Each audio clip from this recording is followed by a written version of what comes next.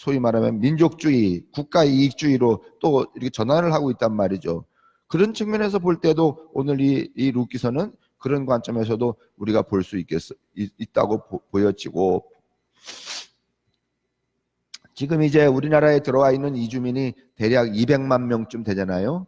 근데 만약에 이 200만 명의 이주민들이 조금 더 인구가 많아져 갖고 막 400만, 500만 이렇게 되면 우리 이 내국인들하고 갈등 구조가 안 생길래야 안 생길 수 없죠. 그러면 그것도 참 큰일이죠. 그러니까 이런 모든 장치들을 해소할 수 있는 것들이 이 성서에 있는 거고, 그 다음에 우리 신앙으로 해결해야 되는 것들인데, 그렇지 못한 이제 상황에 이제 놓여져 있다고 보여지는데, 그런 관점에서도 오늘 이 룻기를 우리가 볼 수 있다, 이렇게 생각이 들어요. 당연히 여러 가지 관점에서 룻기를 보는 것이 좋겠다. 그냥 옛날 얘기, 뭐 시어머니 잘 섬겼던 얘기, 요새는 뭐 시어머니 섬기지 않잖아요. 그리고 시어머니도 며느리한테 섬김을 받으려고 하지를 않잖아요. 정성조 권사님이, 안은경 권사님이 시어머니 잘 모시겠다라고 그러는데도 불구하고 모시는 거 싫대잖아. 그래서 당신 혼자 사신대잖아. 그건 정성조 권사님만의 문제가 아니에요. 다 그렇죠. 며느리하고 살기 싫은 거. 그러면 오늘날 룻기는 더 이상 효부 얘기로 여러분 해석이 가능하지 않죠. 효부 효성스러운 며느리 얘기로. 아직도 어느 목사님이 만약에, 근데 내가 이거 저 인천에 가면은 순복음교회에 효도대학원이라는 게 하나 있어요. 효도대학원. 대학원이 효도대학원이야. 효를 가르쳐. 그래서 이게 유교인가 싶기도 한데, 그 효도대학원의 가장 큰 이 소위 말하면 텍스트가 어딘가면 이 룻기야. 인천 순복음교회 누구지 그 양반이? 네. 근데 이제 지금 세상은 이제 그런 걸로는 통하지 않죠. 뭐 효 가지고 더 될 일이 아니죠. 그러니까 이제 룻기를 효로 볼 수 있는 시대가 지났어요. 아직도 누군가가 룻기를 효의 관점에서 계속 본다면 그것은 굉장히 시대에 맞지 않는 거고 역행하는 것이다, 이렇게 볼 수 있죠. 그럼 우리가 어떻게 이 룻기서를 볼 수 있겠는가? 그 얘기를 이제 오늘 좀 하려고 해요.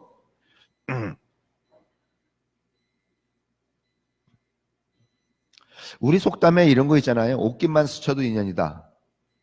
그죠? 근데 그 인연이라는 게 꼭 사람하고만의 관계일까요? 같은 씨와의 관계만일까요?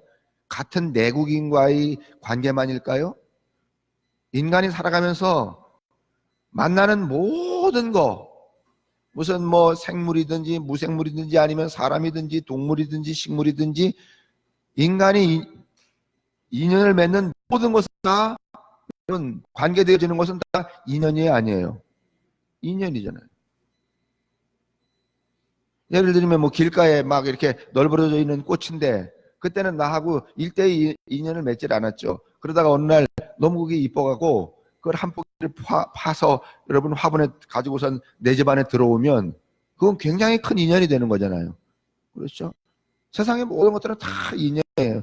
이제 이렇게 가면 또 불가의 인연법으로 또 이야기가 되지만은 이 아름다운 인연이 아닌 게 사실은 없죠. 뭐 아름다운 인연의 반대는 악연이라고도 하지만은, 예전에 저 TV 프로그램에 그 뭐예요? 그 시골에 할머니 할아버지들 나와 갖고서는 할머니가 물으면 할아버지가 대답하고 이러는 거 있잖아요. 할아버지가 물었어요. 당신이 이 세상에 태어나서 가장 잘못한 일은? 그랬더니 너 만난 거. 이렇게 이야기하잖아요. 당신 만난 게 가장 나쁜 인연이더라고. 근데 그렇게 말은 하긴 하지만 그렇게 나쁜 인연은 또 없다는 거죠. 그래서 그 인연의 관점에서 오늘 이걸 보려고 해서 제목을 아름다운 인연이다 이렇게 달아놨어요. 자, 이제 맨 처음에는 제가 혈통주의 이야기 할 거예요. 혈통 그렇게 중요하지 않다. 지난해 춘천인문학교에서 홍천 출신이고 노벨 의학상 후보 반열에 있는 김성진 박사의 강연이 있었는데요. 그는 미국의 암센터에 근무를 하면서 한국인으로서는 최초로 자신의 유전자 지도를 완성했다. 그때 제가 기억으로는 1억 원을 들였다든가 뭐 2억 원을 들였다든가. 요즘에는 유전자 지도, 유전자 검사, 기본적인 유전, 저도 이제 수술하고 그 다음에 7월 달에 재발해 갖고선 무슨 트러블이 생겨서 병원에 갔을 때 유전자 검사했는데 기본적인 유전자 검사를 했어요. 그때 한 17만 원 들었던 것 같아요.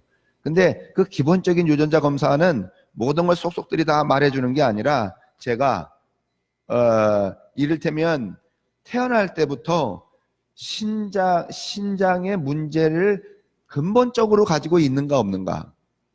왜냐하면 제가 이식을 했는데 1월 달에 이식을 하고 6개월 지나서 7월 달에 갑자기 그 소위 신장 기능 수치가 막 올라가기 시작을 했거든요. 그래서 빨리 입원을 다시 했잖아요. 입원을 했는데 그때 선생님이 두 가지 이야기를 하시더라고. 하나는 항체 거부, 하나는 뭔가면 세포 거부. 항체, 내 몸이 근본적으로 뭔가면 그런 트러블을 가지고 있으면은 이식 하나 만나야 거예요. 항체 거부는 어떤 컨트롤이 안 된다는 거예요. 약으로 이 조절이 안 된다는 거예요. 그런데 생체 거부, 세포 거부가 아니라 생체 거부. 생체 거부는 약으로 조절이 된다는 거예요. 그래서 제가 검사해 놓고서는 하룻밤 자는데 굉장히 불안하더군요. 하룻밤 자고 나면은 항체 거부인지 생체 거부인지가 나오잖아요. 그럼 항체 거부면 나는 그냥 퇴원해야 되는 거예요. 이식한 게 의미가 없어지는 거예요.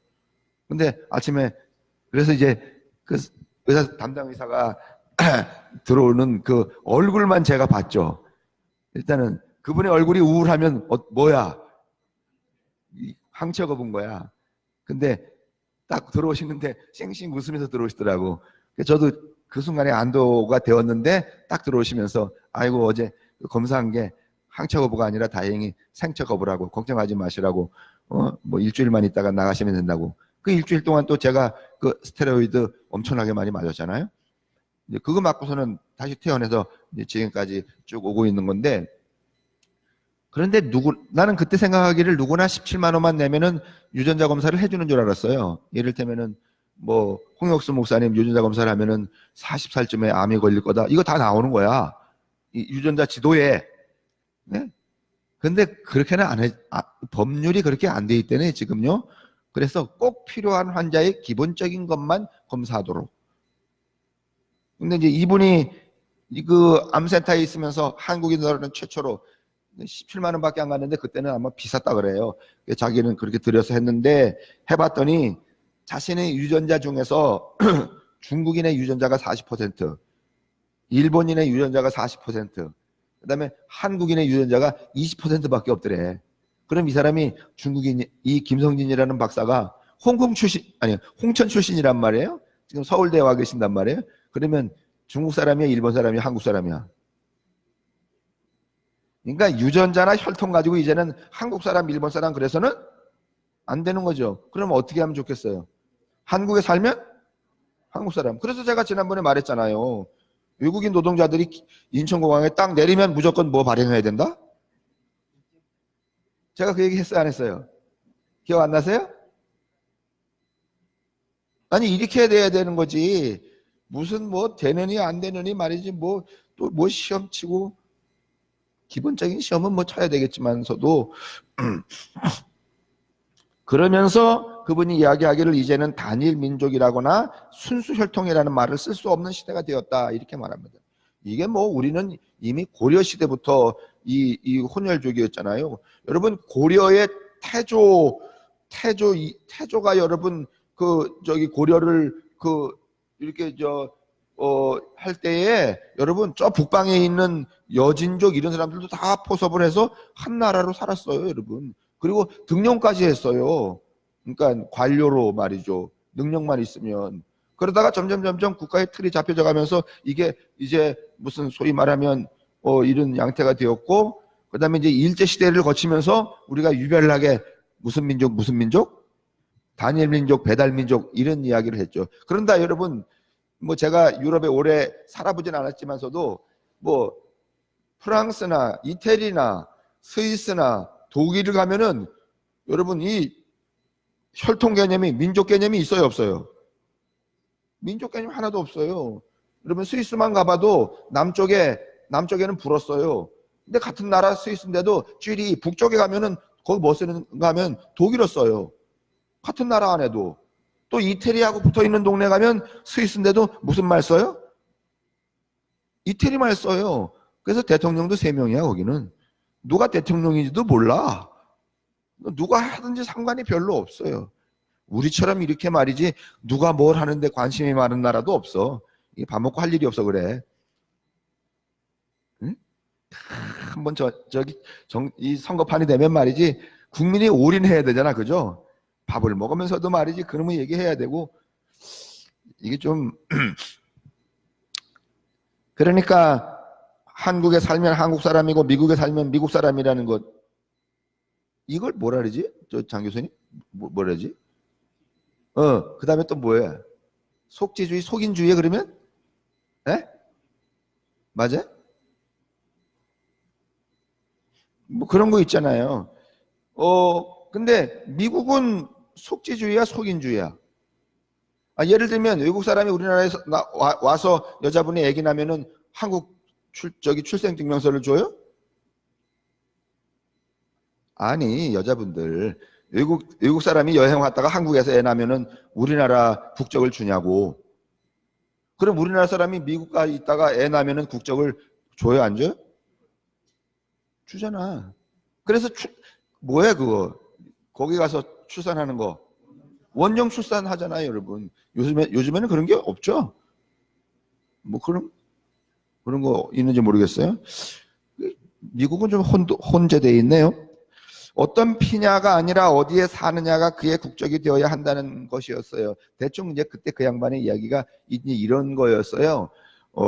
언젠가 가수 인순이가 자신의 인생 역정을 이야기하는 것을 읽었는데, 아이를 낳고 얼마 되지 않은 시점이었다고 합니다.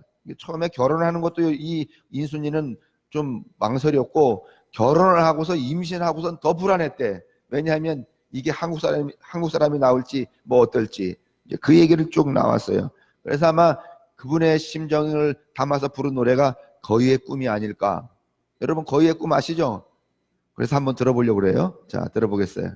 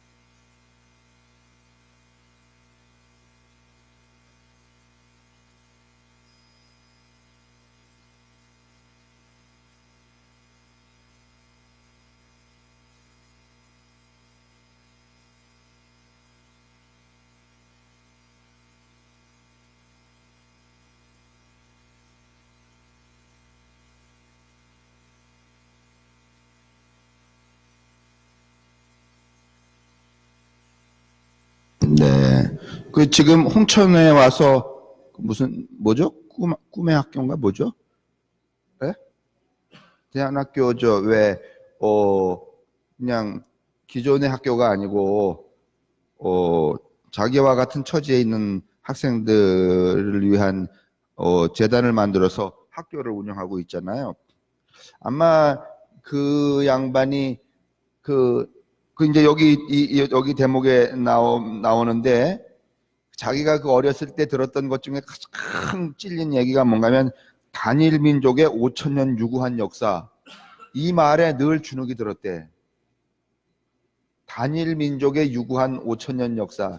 이거 다 사실은 정확한 말이 단일 민족도 아닐 뿐만 아니라 밑에 보세요. 인순이의 아픈 삶의 이야기나 가사는 우리 사회가 아직도 순수 혈통주의, 그러니까 순수 혈통주의 그러면 그 전제가 뭔가면 가부장제적인 혈연주의예요. 이 가부장제적인 혈연주의 때문에 사실은 우리가 입양 제일 많이 보내는 나라인 거 아니겠어요? 그렇죠? 외국에 예를 들면 유럽이나 미국으로 간 아이들을 이 부모들은 물론 이제 파양이 돼서 돌아오는 아이들도 있고 좀 부정적인 결과도 있지만은 대체적으로 그 사람들은 혈연주의가 아니기 때문에 자기가 사랑하는 아이를 키우기만 하면 되는 거야. 근데 우리는 유독이 누구 새끼? 내 새끼를 해야 되는 거예요. 이런데 매여서 다친 사회인가를 새삼 생각하게 해주죠. 단일 민족의 5천년 역사란 사실 허구의 이데올로기임에도 불구하고 사람들은 그렇게 믿고 있어요. 세계의 여러 민족들 가운데 한국 민족이 비교적 오랫동안 동일한 지역에 살면서 정체성을 형성해 온 것은 사실이죠. 근데 왜 그랬는가 하면 저 아프리카에서 출발했든지 흑해에서 출발했든지 계속 이동을 하다가 한반도 와서 여기 이제 머물렀잖아요. 근데 한반도에서도 갈 데가 있으면 어떻게 했겠어요? 어디로 이동을 했겠죠. 아니 한반도에서 끝난 게 아니라 일본까지 건너갔죠. 백제 거류민들이.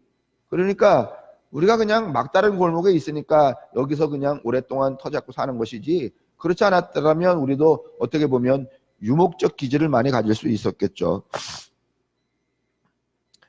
그렇게 살아온 역사는 고려시대 이후 대략 1000년일 뿐인데 그 이전에는 북방 몽골 계통이 중심이 되긴 했지만은 그 안에서는 혈통상 다양한 갈래가 섞여 있었습니다. 여러분 몽고족 같은 경우는 이동민족이잖아요. 그래서 이 소위 말하면 혈연주의를 지금도 중국인가 어디에 가면은 여러분 무슨 중심사회예요? 북의 중심사회야? 목의 중심사회야?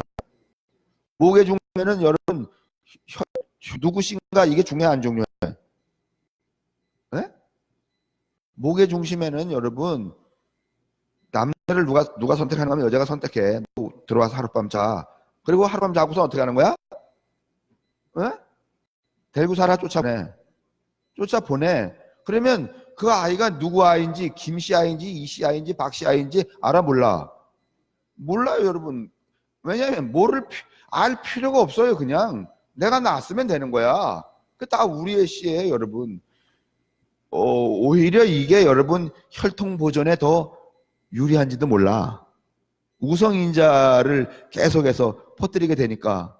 그 다음에 바이러스, 이 생체에 있는 바이러스에 대해서도 저항의 힘을, 면역력을 높일 수 있잖아요. 같은 시에서 계속해서 이렇게 퍼뜨리는 것보다는. 그래서 제가 제 딸이 스위스로 시집을 간 건 아니에요.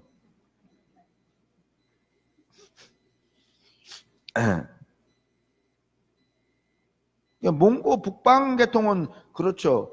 그래서 우리가 늘 이게 진짜인지 아닌지 모르지만은 옛날에 지금은 아니겠지만 옛날에는 그 몽고족의 풍습 중에 손님이 오면 누구하고 같이 자게 해주는 거, 에? 안 들어보셨어요?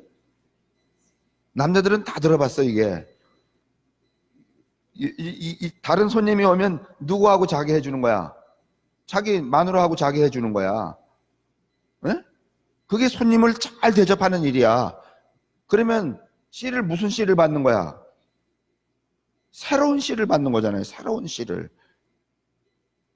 이쯤 여러분이 뜨악해서 그만할래요. 재미없는 것 같아서.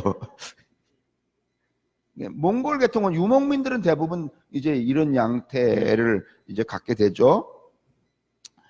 그 안에서도 혈통상 다양한 갈래가 섞여 있습니다. 천년의 역사 가운데서 절반의 시기를 차지하는 고려는 매우 개방적인 국가로서 여러 민족들과 활발하게 교류했습니다. 여러분 이 고려 시대에는 어떻게 결혼했어요? 여자가 마음에 드는 남자를 데리고 집에 가잖아요. 가서 다시 말하면 장인 장모될 사람에게 자기 남편감을 보여주는 거예요. 그러면은 이 여자의 부모가 이게 마음에 든다. 그러면 오늘부터 우리 집에 살게. 그래서 집 뒤에다가 뭘 만들어 줘요? 소옥제라고 하는 집을 뒷방에다 만들어 줘요. 그래서 뒷방에 가서 뭔가 하면 자기 딸하고 1년 동안 살아요. 그러면서 뭐 농사도 짓고 이 장인 장모가 부려먹는 거예요. 이제 이때부터 이 자식이 말이지 내 딸 데려가고서는 제대로 밥이나 벌어 먹였는지 인간성은 어떤 건지 살아봐야 아니까. 그래서 1년을 살아본 다음에 뭔가 하면은 이 장인 장모가 뭘 내리는 거야? 합격! 그러면 그제서야 처가살이를 하다 서옥제에서 나와서 이 부인을 데리고 어디로 가는 거야? 본댁으로 들어가는 거예요. 여러분 이 제도 어때요?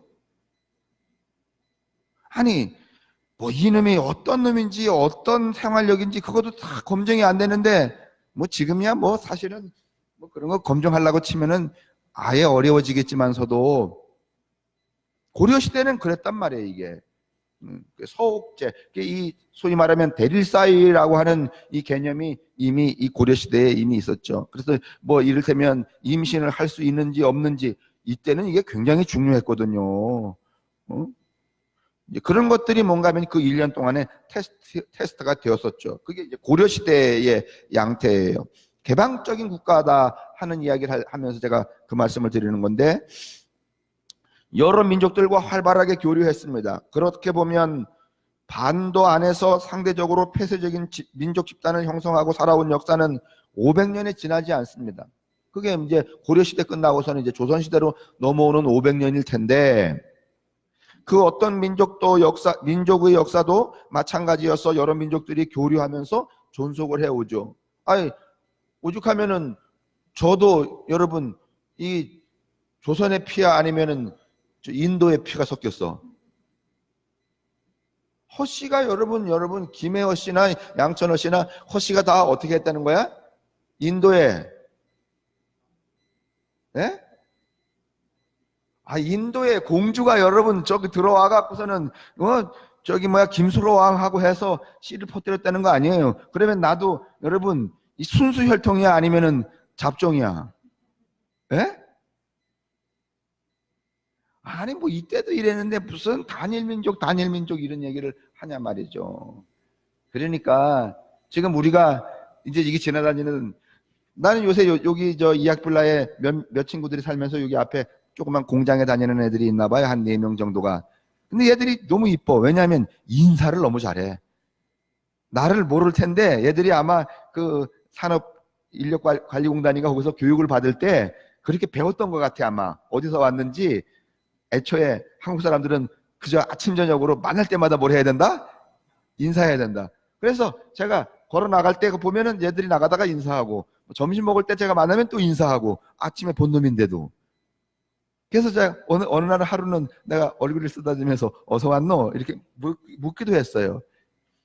그러니까 우리가 우리 마음속에 그런 소위 말하면 이방인을 보았을 때에 이게 이방인이다라고 하는 그런 어떤 그 거리감이 있는지 아니면은 그냥 내 동포처럼 느껴지는지.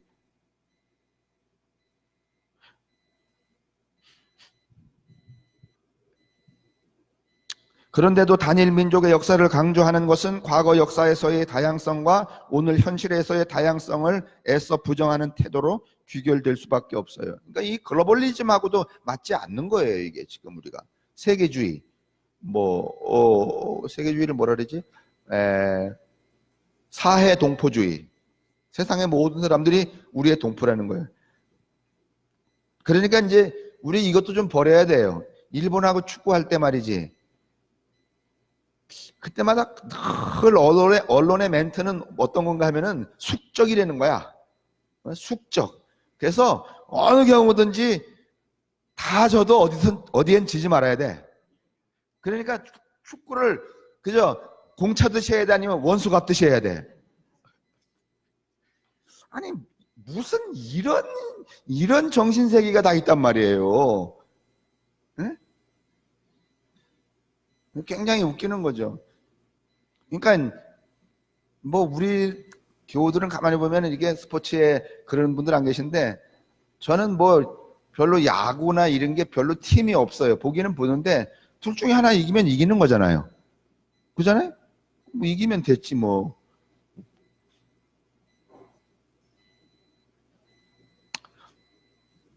이질적인 차이를 인정하지 못하고 순수와 비순수를 나누는 사회는 숨막히는 사회죠.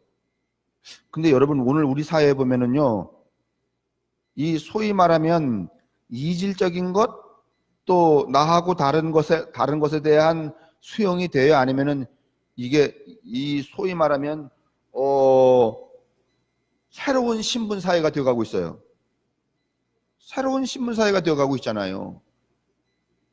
그러니까 오늘 우리 이 소위 말하면 이 고등학교, 대학, 지난번에 장 교수님, 지난번에 제가 뭐 어서 잠깐 봤는데 교대에도 무슨 입학 부정이 있다고 신문에 났던 것 같은데, 지금 우리 사회 자체가 어떤 사회인가 하면은요, 어떤 일정한 출신 학교가 이를테면 사회의 어느 포지션을 다 장악해버리는, 이게 신분제 사회로 가는 거란 말이죠. 이래서 나쁜 거란 말이죠.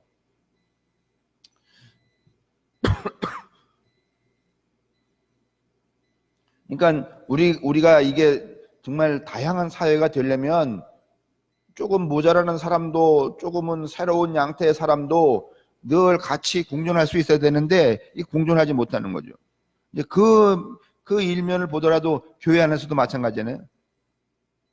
다른 데는 모르지만 우리 감리교회는 일단은 이 신학교가 3군데 있잖아요. 그러면 이 3군데가 잘 공존을 할까요? 아니면은 패를 갈라서 늘 이 힘대결을 할까? 힘대결을 하죠. 하나를 장악한 사람들이 또 다른 것들을 뭔가 하면은 허용을 하질 않죠. 이게 지금 우리 사회에 계속 이렇게 현대화되어 가는데, 우리의 이 정신구조나 시스템은 자꾸 뒤로 퇴보하는 것 같아요.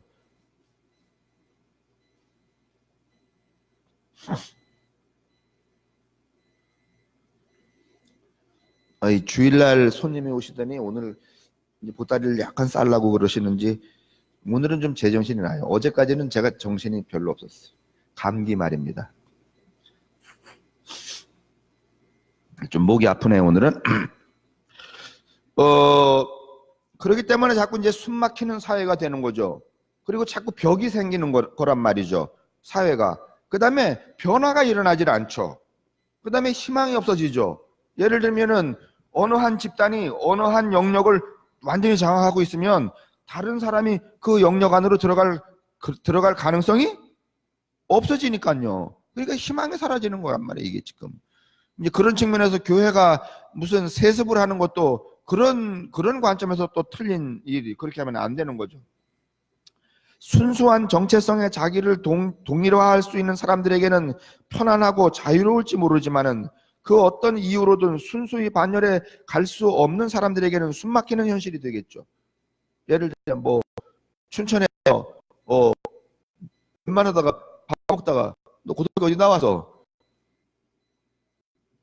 그래서 고등학교 물어요. 그러면 어느 고등학교 나오는 사람, 무슨 강원도청에, 옛날에는 부평고 출신들이 강원도청을 장악을 했었대, 공무원이. 왜 그런가 하면 춘천에 있는 사람들은 서울에 대학을 가느라고 공무원 시험을 안 쳐. 예전에는 대학을 한창 갈 때는 공무원이 관심이 없었어요. 그러나 저 부평 뭐 이런 저 강원도 산골 아주 저 경상북도하고 맞닿아 있는 데는 너무 욕을 줘서 대학을 갈 엄두 대신에 그냥 공부 열심히 하면 다 대부분 뭐 했어? 공무원 시험 쳤어요. 그래서 그 어떤 시점에 공무원 시험을 친 사람들이 굉장히 많대. 춘천에서 고등학교 나온 사람들은 다 이 대학 저 대학 뭐 전문대학 이렇게 가느라고 공무원 시험 안 쳤는데, 제가 저 고등학교 졸업할 때에도 제 동기 중에 하나가 요즘으로 치면은 5급 시험에 붙었는데 그거 공무원 안 가고 전문대학 갔어요.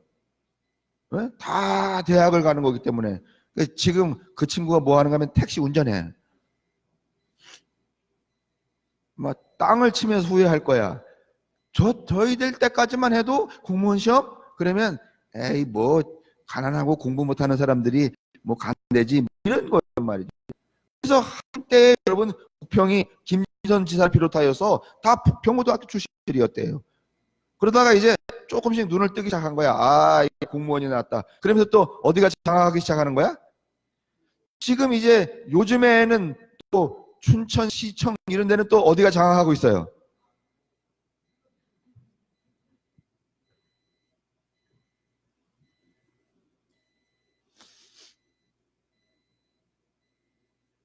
그래도 공고가 장악한 데가 한두 군데가 있긴 있어. 뭔지 아세요? 카센터.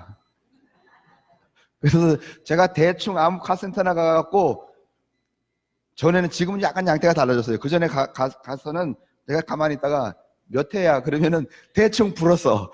몇 회라고. 다 공고 자동차과 나왔으니까, 그때는. 자동차과 나오면은 정비공장밖에 할 게 없었으니까. 근데 지금은 또 양태가 달라져서 제가 어디 지난번에 은실 엄마 차 긁어갖고서는 그거 고쳐달라 그래서 어느 이 조남식 권사한테 의뢰받아서 갔더니 그 양반이 그 이제 사장이더라고, 젊은 사람이. 그래서 나는 또 얼추 공고 나온 줄 알고 공고 나왔어요 그랬더니 아니에요. 저 인문계 나왔는데 저기 원창국에 넘어 폴리텍 대학 가갖고서는 그 자동차 정비 배워갖고서는 차린 거라고 그 얘기 하더라고. 그러니까 요즘엔 또 양태가 좀 달라진 것 같아요. 그러니까 평생 직업을 위하여서 다른 일을 하다가도 그런 기술을 배우는 사람들이 굉장히 많아지는 것 같다는 생각이 들어요. 어떻든지 더군다나 요즘 다문 사회에서 생산 노동자의 대부분 외국인 근로자라야만 꽁치 한 마리라도 잡아먹을 수 있는 세상에 과거와 같은 그런 민족 이데올로기는 결코 바람직하지 않습니다. 지구상에서 화교가 뿌리를 내리지 못하는 나라가 한국이라고 합니다. 이제 우리 가을 되면은 소양제인가 이거 하잖아요. 소양제 하는데 저 타 지역에 있는 이 보따리상들이 와서 장사를 제일 하기가 어려운 동네가 춘천이라네. 왜냐하면 그렇게 텃세가 있어갖고. 김수현 집사님, 춘천 사람 아니잖아. 텃세 없어 춘천에? 왜? 뭐 떡이니까 모르겠지. 떡까지야 뭐 장악을 했겠어? 그거야 뭐. 텃세가 그렇게 세야 돼요. 강릉도 좀 텃세가 있다네 사람들이. 텃세 하면은 참, 저 어릴 때 말이죠, 이 동네에서 이 동네로 지나가려면 누구하고 싸웠어야 돼. 꼭. 이상호 원사님 안 그랬어요? 학공리에서 시내 들어가려면 석사동 어디에서 어떤 놈하고 붙어갖고서는 해야 되는 거.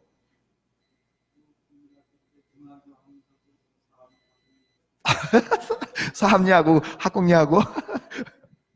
그래갖고는 여러분 그 왜 정월 저 섣달 그분가 왜 망월이 할 때 여러분 깡통으로 불싸움 하잖아요. 불싸움. 이 동네 저 동네 거기 넣어갖고서 말이에요. 누가 먼저 던지는지. 그런데 우리 동네에 월현리에 아주 나쁜 놈이 하나 있었어요. 서로 다 거기다 깡통을 구멍을 뚫어갖고서는 이렇게 철사를 달아서 관소를 넣어갖고서 이제 불을 돌리는데, 이 자식이 상대방 아이들을 기를 죽이겠다고 고무신을 그 안에 넣은 거야. 여러분 깡통 안에서 불타는 고무신을 이렇게 돌리면은요 뭐가 막 날아가는지 아세요? 불 붙은 고무가 날아가요. 그러고서 여기 붙으면은요 안 꺼져. 김현철이라고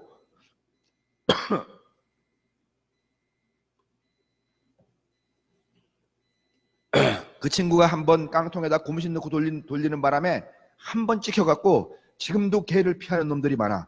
왜냐하면 잘못하면 저 자식이 깡통에 고무신 넣어서 돌리는 것처럼 나를 물먹을 수 있다는 것 때문에. 아무도 그런 생각을 안 했는데 어쩌면 그 개는 그런 생각을 했는지. 그런데 불은 잘 날아가. 여러분 그 고무신이 말이지 쫙쫙 날아가는 거 보면 정말 멋지거든. 근데 그게 막 여기 붙으면은요 타버리거든요. 여러분들은 그런 경험 안 하셨죠? 그죠? 그렇기 때문에 목사가 안 된 거야. 나는 그런 아주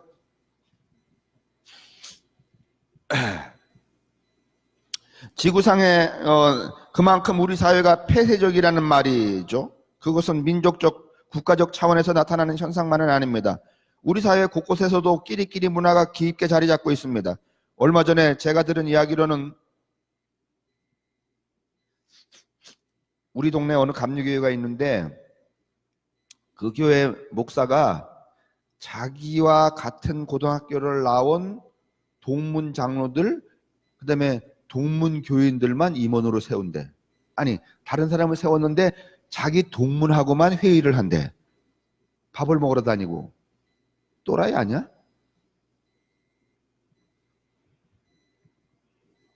뭐 이런 유의 일들이 우리 사회만큼 성행하는 나라도 없을 겁니다. 지금은 그럴 리가 없겠지만은 과거 교통 위반을 해서 딱지를 끊게 되었을 때 같은 식구끼리 왜 이래? 여러분은 잘 몰라요. 지금도 저 춘천 경찰서 가면은 교경협의회라는 게 있어요. 목사님들이 경찰하고 뭐 이렇게 경찰 선교를 위해서 한다고 그러는데 이 목사님들은 뭔가 하면은 그 경찰의 비둘기 모양이 그려진 신분증까지 가지고 다녀. 예전에는요 그보다 더 심했는데 어떻게 했는가 하면 자기가 끌고 다니는 봉고차 앞에다가 이걸 뭐라 그러지? 명찰하는 그 마크 같은 걸로 교경협의회라는 걸 딱 써붙이고 다녔어요. 그러면 아무 데나 세워도 아무 데서나 회전을 해도 걸리지를 않았어. 제가 그때 목사였는데 은퇴하고서도 아직도 교경협의회 회장을 하는 목사가 한 분 계세요. 예? 아, 춘천에 있어 진짜로. 찾아보면 있어요.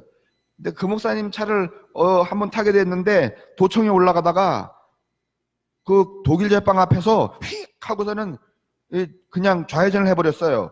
그랬더니 거기 로타리에 있던 전투경찰이 호락을 불면서 막 왔어요. 그랬더니 그 목사님이 딱 여기서 이렇게 밑에 목사 이런 거는 안 보이게 위에 뭐만 보이게 경찰 마크만 보이게 딱 꺼내면서 같은 식구끼리 왜 이래? 나는 그러면 그 전투경찰 그 친구가 전경아이가 그냥 넘어갈 줄 알았어요. 근데 얘가 더 한 수 위야. 딱 그러니까 마주 보여주세요. 딱 이러는 거야.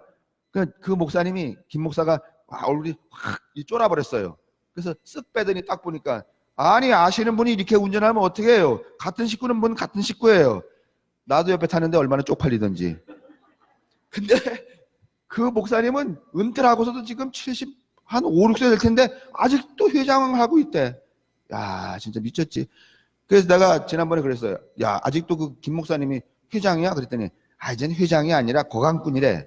뭐 거강꾼? 그러면 춘천 시내의 교회에서 교회나 교인들이 문제가 생긴 거, 경찰서에 잡혀간 거, 뭐 경찰에 소환받을 거, 이거를 이 양반이 어떻게 하는 거야? 에? 뭐 가서 들어주고 가서 뭐 이렇게 해결해주고 말이지, 뭐 고맙다고 밥 한 끼 얻어 때미로 살고 있는 거야. 아유 진짜. 가수 인순이의 아픈 사연은 혼혈인 개인의 문제만은 아니죠. 인순이는 가수로서 소위 성공했기 때문에 만천하에 그 사연을 토로할 기회라도 있는 거죠. 인순이 말고 또 있잖아요. 왜? 남자분. 박일준. 박일준이 원래 여러분 간경화가 걸렸었잖아요. 네? 그 왜 그랬는가 하면은 자기가 혼혈이라는 것 때문에 늘 소외감을 느끼는 거예요. 그래서 술을 너무 많이 먹었다는 거예요. 그래도 그 사람이 조금은 뭐 이렇게 떴으니까 그걸 회복했는지 모르지만은 이게 참 쉽지 않죠. 이방인들이 살아가기 어려운 것. 그래서 여러분 성서를 보면은요, 성서의 가장 기본적인 원칙은 뭐예요? 고아와 과부와 어린아이와 누구? 나그네. 그게 곧 누구를 대접하는 일이라고요? 하나님을 대접하는 일이라고 그랬단 말이에요. 그렇게 아주 엄격한 그 평등 사상을, 인권 존중 사상을 펼쳤어요.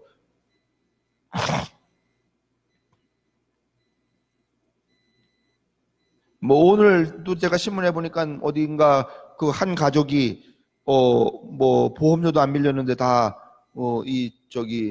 경제적인 어려움 때문에 네 가족이 다 자살한 거 오늘 신문에 났습니다. 자, 이제 성경 속으로 좀 들어가 볼래요? 이제 그러니까 이렇게 우리가 구분지어지는 사회, 다시 말하면 어떤 신분 사회 뭐 이런 거는 참 바람직하지 않다 그런 말이죠. 흔히 아름다운 고부 사이로 기억되는 효부의 이야기로 기억되는 롯의 이야기는 그 순수 혈통주의에 대한 심각한 이의를 제기하고 있다. 그러니 여러분 이게 언제적 얘기인가 하면 2500년 전에 이미 뭔가 하면 이 출신이나 신분 사회의 타파를 위하여서 이와 같은 이 문학 양식이 장치가 되어 있는 거예요. 그게 성서라는 거예요. 그러니까 차등하지 말아야 되는 거예요. 근데 여러분 오늘날 교회가 그러면 차등하지 않냐? 어느 교단에서는 여자를 목사 한 수 줘요, 안 줘요? 안 줘요. 그 다음에 여자를 장로 시키지? 안 시켜요. 제가 늘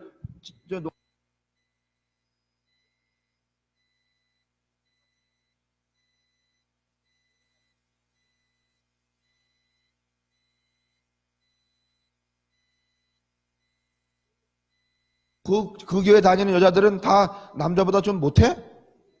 다 바보야? 그 왜 그럴까요?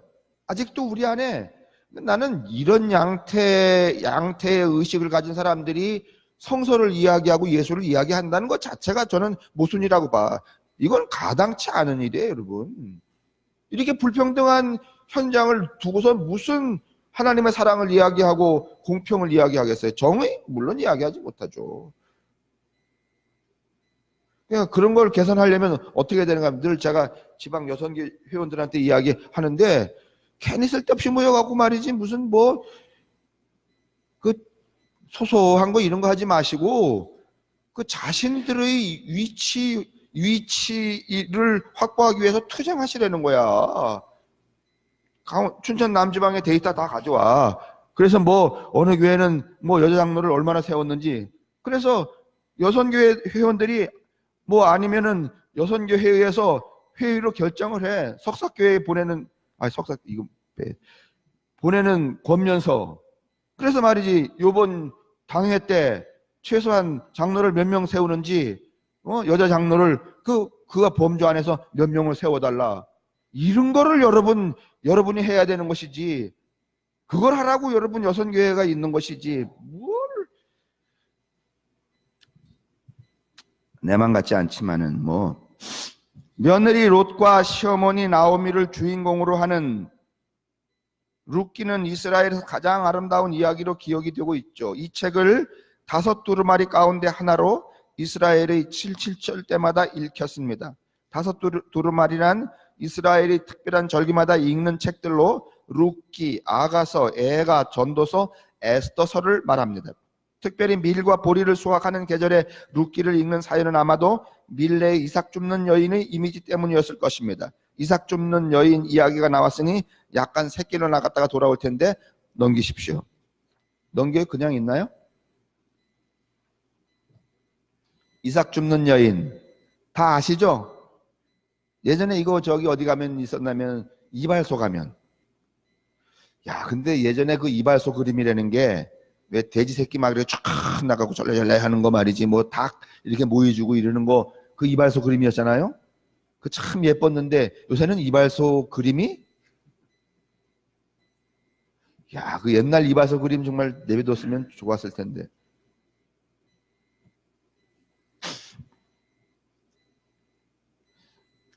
그거 제가 작은 글씨로 써놨어요. 이거 좀 다시 보셔야 돼요. 밀레의 대표작이죠. 평화롭고 작은 글씨예요. 목자적인 것처럼 보이지만 목가적인 것처럼 보이지만 이 그림은 룻기를 닮아 있어요. 그래서 룻기를 생각하면 밀레의 이삭 죽기를 여러분 떠올리면 돼요. 저 세 여인들은 그림을 보기에는 좀 평화스러워요? 안 평화스러워요? 평화스러워요. 그런데 여러분 이 그림을 큰 그림으로 보면은요, 저 뒤에 사람들이 또 있어요. 그리고 그 뒤에 낯가리들이 있어요. 이 세 여인은 정식으로 이 농장에서 일하는 주인이거나 일꾼들이 아니고 정식으로 일꾼이 될 수도 없고 농장 주인이 될 수도 없는 아주 비천한 가난한 사람들이에요. 그래서 하루의 일과를 다 마친 그 마지막 짬에 그 들판에서 그 떨어진 이삭을 줍는, 그러니까 여러분 지금 이게 평화롭게 줍는 거야? 아니면은 오줌 눌 시간이 없는 거야? 여러분 이진수 권사님 아시겠네. 한 3명이서 산에 나물 뜯으러 갔어요. 근데 막 나물이 막 깔려 있어. 그러면 한 3명이 혼자서 가도 모르는데 한 3명 4명 우리 가면요, 그거 뜯는 사이에 펼 겨를이 있어요. 오줌 눌 겨를이 있어야 참고 뜯어야 돼. 이 그림이 그런 그림이에요, 여러분. 조금만 더 시간이 지체하면 뭐가 지나가 버려요? 해가 지나가 버려요, 여러분. 그리고 이 이삭을 죽기 위해서 누구의 눈치를 봐야 되는가 하면 정식 일꾼들의 눈치도 봐야 되고 주인의 허락도 받아야 돼요. 비참한 처지에 있는 사람들입니다, 여러분. 이 그림의 독법이 원래 그래요.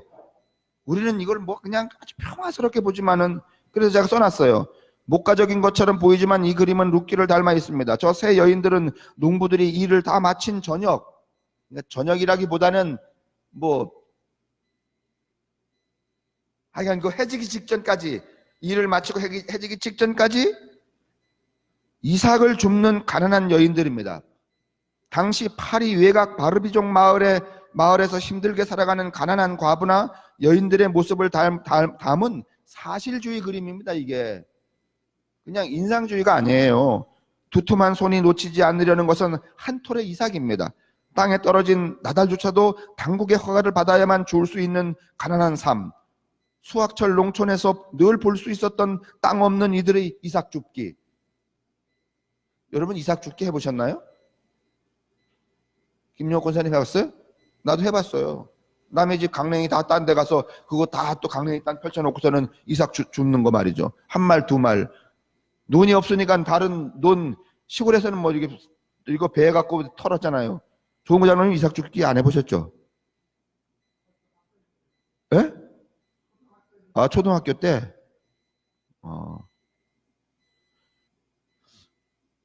난 아무래도 구석기 시대 사람 같아. 이게 이렇게 안 통하네 말이지. 야, 정말 이삭 줍기 해보면은요, 이 옥수수라는 게 여러분 바짝 마른 거 이렇게 까갖고서는 이렇게 한번 까고서는 묶어서 이렇게 다 세워놨단 말이죠. 그 이삭 줍기 하려면 그것도 펼쳐갖고요, 또 다시 펴놔야 되는데 그때는 이미 그 이파리가 아주 새파랗게 말라 있어갖고요, 살짝 거지만 해도 여기 손이 어떻게 해요? 쫙쫙 퍼져요. 장갑이 어디 있어요? 거기서 말이지 안 딴 이삭이 있는가를 찾는 거야. 근데 성한 이런 튼실한 게 있을까요? 아니면은 그냥 생기다 만 거? 생기다 만 거 뜯었어요. 제가 이 아줌마들이 그런 아줌마들이라는 거예요, 여러분. 근데 무슨 평화스러워요. 오줌 쌀 겨를도 없는데.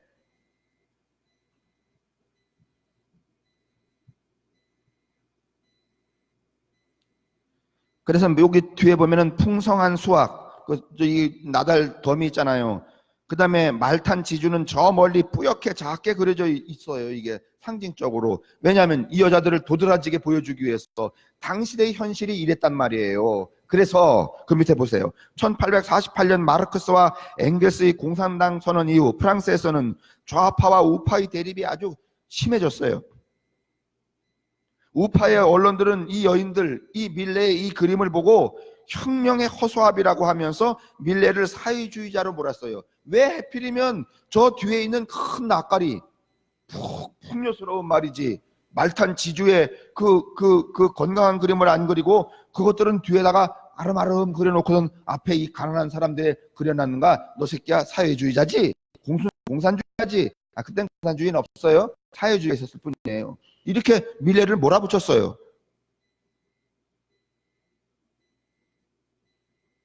이 그림을 그린 이는 조장하는 사회주의자다.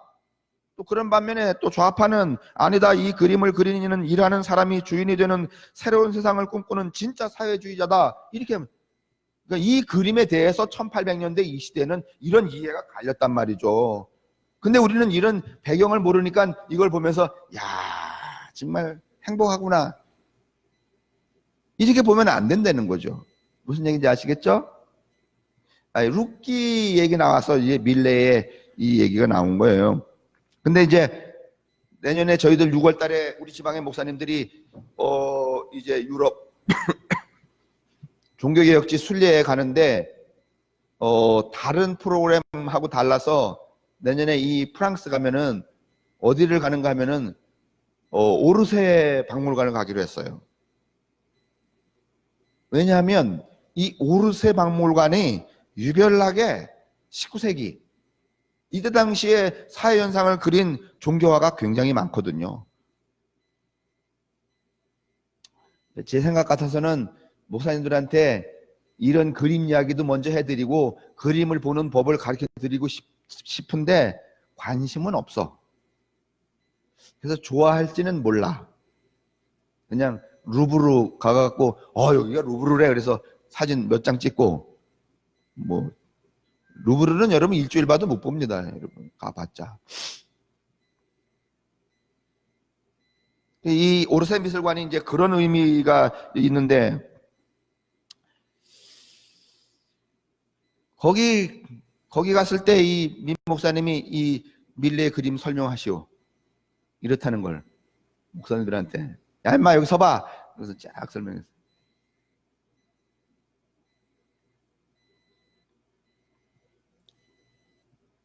그러니까 제가 여기 까만 글씨로 써놨는데 세상의 모든 진실이 눈에 보이는 그대로가 아니라는 것을 말하려고 새길로 들어섰었어요.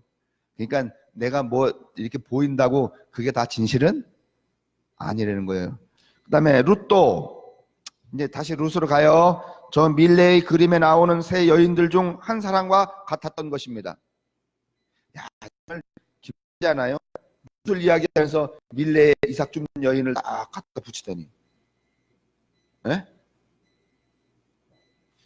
정말 감동을 안 하셔갖고 저도 어쨌든 민족의 중요한 명절 때마다 읽혔다는 것은 그만큼 사랑받는 책이라는 것이죠. 어디 그게 이스라엘 사람들 뿐일까요? 고부간의 관계를 생각할 때 화목보다는 갈등을 떠올리는 오늘 우리들에게도 화목한 고부의 사연을 전하는 이 이야기는 화목한 이야기로 전해지고 있지 않습니까? 뭐 효도 이야기하면 턱하면 나오는 이야기고 룻의 이야기는 사사시대를 배경으로 하는 한 가족의 이야기입니다. 사사시대 BC 13세기에서 11세기까지 사사의 처음 출발은 누군가 하면 모세고 마지막은 누구였다 그랬어요 어제? 사무엘이었다고 그랬잖아요. 사무엘은 모세의 동형인물이라고 말씀을 드렸어요. 사무엘은 예수와도 동형한 인물이라고 말씀드렸어요. 사무엘의 엄마 하나가 했다는 그 잉태의 노래는 예수의 어머니 마리아가 했던 잉태의 노래하고 다르지 않다 그랬어요. 이게 어제 드린 이야기죠. 그게 이제 사사시대의 13세기 BC 11세기 그때 언급한 것들이에요. 그러니까 왜냐하면 이때 왜 이런 것들이 언급이 되는가 하면은 위기와 긴장으로 가득 찼던 시대이기 때문에 그래요. 하지만 롯의 이야기에서는 그런 긴장을 볼 수는 없습니다. 그러니까 긴장이 없는 게 아니라 긴장을 읽으려고 하질 않죠. 누가 여러분 룻기를 보면서 어떤 그 시대의 상황에 대한 긴장감 마치 5.18 화보 보는 것처럼 야 이런 긴장감을 갖겠어요. 여러분 룻기 보면서 긴장감을 느껴요? 아니면 아주 편안해? 이게 이제 그게 뭔가면 이 밀레의 이삭 줍는 여인을 보는 태도하고 비슷해야 되는 거예요. 똑같아요. 비록 기근과 비극적인 가족 상황에서 출발을 하지만은 이야기의 결말은 아름답죠. 착한 주인공의 마음 씀씀이는 물론이고 그를 둘러싼 사람들의 마음 씀씀이 물론 선의로 가득 차 있습니다. 룻 이야기는 먼 훗날 지난 시절들의 한때를 돌아보며 아름다웠던 그 시절을 그리워하듯 기록한 목가적인, 그야말로 목가적인 작품이라서 밀레 이삭 줍는 여인의 일반적인 해석의 의미를 역전시키기도 하죠. 실제로 룻 이야기는 이야기의 배경이 되는 시대보다 7세기가 지난 후에 기록이 되는데, 그게 뭔가 하면은 바벨론 포로에서 돌아온 요시야 시대 5세기경 600년 서기 이때에, 근데 그 전에 이 이야기가 이제 등장을 하지만은 기록은 7세기 700년이나 더 지난 다음에 기록이 된다는 말이에요. 역시 긴장의 연속이었던 그 시절, 좋았던 시절의 한때를 그리듯이 펼쳐지는 룻의 이야기는 그 자체로도 어떤 갈등이나 불편한 마음을 불러일으키지 않은 듯해요. 흔히 상식적으로 생각하는 아름다운 이야기로서 전혀 손색이 없는 듯 보입니다. 이 이야기 안에서 그 주인공은 상식을 거스리는 대목조차도 불편한 것이라기보다는 아름다운 것, 그냥 아름답게만 봐요. 그러나 여기요. 과연 이 룻 이야기를 이렇게 편안하게 읽으면 될까? 긴장감과 갈등이 없는 걸까? 사회적인 모순, 그 다음에 또 계층 간의 어떤 모순은 없는 것일까? 이걸 왜 읽지를 않는 걸까? 바벨론 포로에서 돌아와서 BC 530년쯤에 돌아와서 새롭게 민족 공동체를 회복해야 하는 과제 앞에 놓인 시대 상황에서 이 이야기가 기록된 사실 자체가 강력한 의도성을 띠고 있습니다.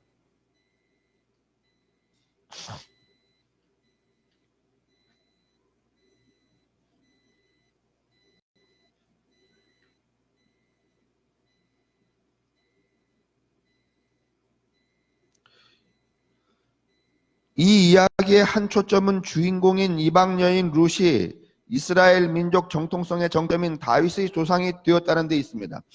그것은 바로 이 시기 민족주의에 대한 비판적인 교훈을 의도하고 있는 것이죠.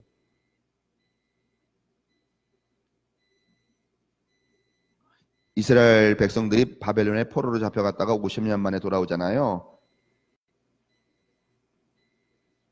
그 자체가 이미 고유한 민족성이 회파된 거예요. 그런데 계속해서 민족 이걸 주장하면 되지 않죠. 그래서 오늘 이런 문학 양식을 선택하면서 어떤 의식을 고취하려고 하는가 하면, 우리끼리, 여러분, 이스라엘 백성들이 바벨론 포로로 잡혀갔다가 돌아왔을 때 바벨론 포로로 잡혀간 사람들은 잘난 사람, 못난 사람? 잘난 사람이에요. 예루살렘에 남아있는 사람들은 못난 사람. 못난 사람들은 50년 동안 살아남기 위해서 여러분 자신의 혈통을 지켰어야 돼요? 아니면 결혼했어야 돼요? 이방하고 결혼하고 뭐 화해도 하고 이랬어야 된단 말이죠. 그런데 50년 만에 해방이 되어서, 해방이 아니죠. 그냥 무슨 근동 동쪽의 한 바벨론의 동쪽을 지키는 어떤 그런 정치적 목적에 의해서 이제 귀환을 했는데, 와갖고서는 거기 남아있던, 예루살렘에 남아있던 사람들하고 바벨론에서 돌아온 사람들하고 갈등을 일으키 안 일으켜요?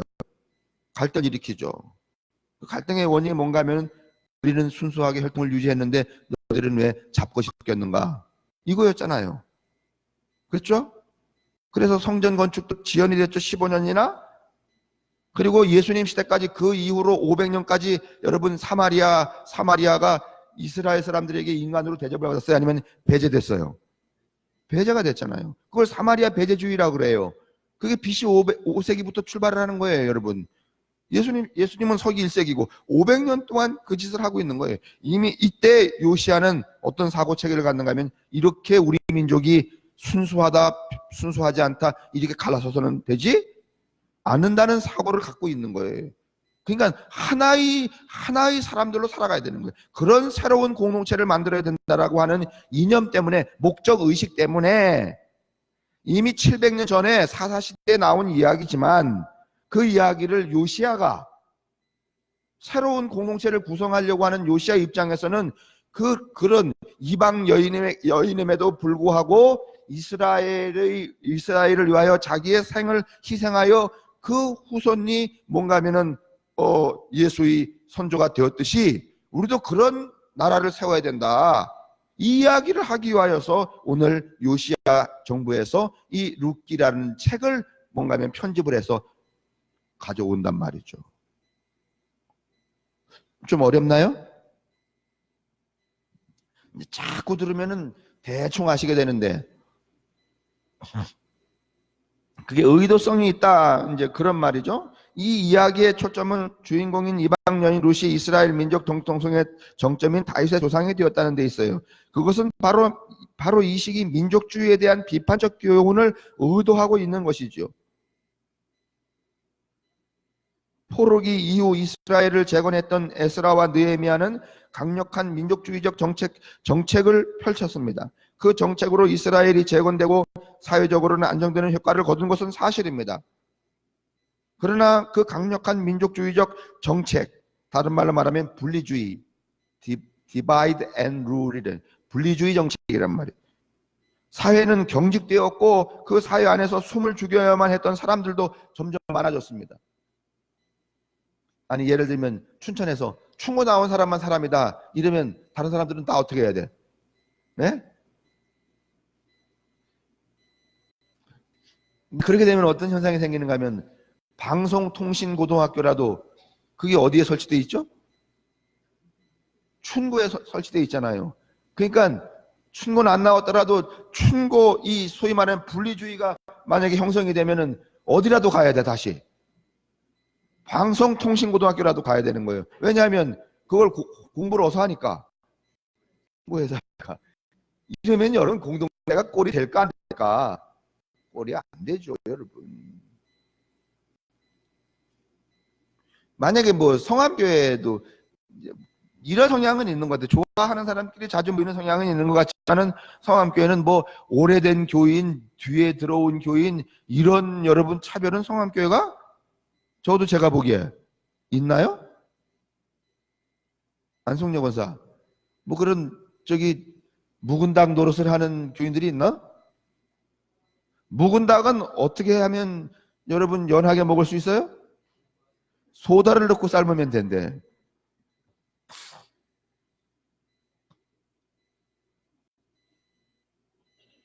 근데 제가 아는 그 선배 목사도요 어느 큰 데에 있었는데 그 옛날 처음에 시작할 때부터 있었던 그 개척했던 장로님이 계시는 거야. 근데 이제 교회가 점점 막 그 주변이 소래인데 소래. 주변이 막 이렇게 커지고 말이죠. 막 아파트 엄청 늘면서 한 주간에 50명씩 들어오고 세교인이. 그러니까 이게 뭐 옛날에 있던 교인 몇 명은 안 되는 거야. 그러니까 이 예전에 계셨던 그 장로님이 늘 스트레스를 받는 거야. 막 세교인들이 말이지 번들을 분들이 막 들어오거든. 그러니까 이제 그때부터 이 장로가 누구한테 시비를 거는가 하면 목사한테 시비를 거는 거야. 강 목사는 아는 모양이네. 그래서 그냥 뭔가 문제만 생기면 목사한테 시비를 거는 거야. 이게 묵은닭이야. 묵은닭은 소다를 넣고 삶아야 돼. 뭐 이런 갈등이 생기면 여러분 그 공동체는 꼬라지가 되어야 안 돼요. 꼬라지가 안 돼요. 그래서 기껏 그 목사님 열심히 엠마오 하다가 그 장로가 저도 안 오고 못 가게 해갖고서는 결국은 엠마오에서 빠졌잖아. 뭐 그 목사님이 우리 이거 유튜브 볼 가능성은 없으니까 뭐 그 장로는 더더욱 안 보겠지만 이런 양태가 어느 공동체 안에 어느 사회 안에 어느 국가 안에 발생을 하면은요 그 공동체는요 앞으로 나가질 못해요. 자꾸 뭘 해서 발목을 잡아서. 그래서 요시아는 뭔가 하면은 이 소위 말하면 이런 평등주의 정책을 시행을 하는 거예요. 그래서 룻기서를 700년이 앞에 있었던 이야기를 후 가지고 들어오는 거란 말이죠. 그 얘기예요.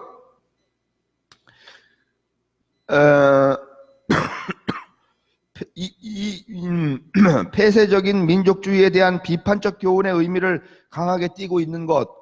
그러니까 이 룻기가 단순하게 아름다운 책만은 아니라는 긴장감이 있는 거예요. 뭔가 문제가 발생하는 거예요.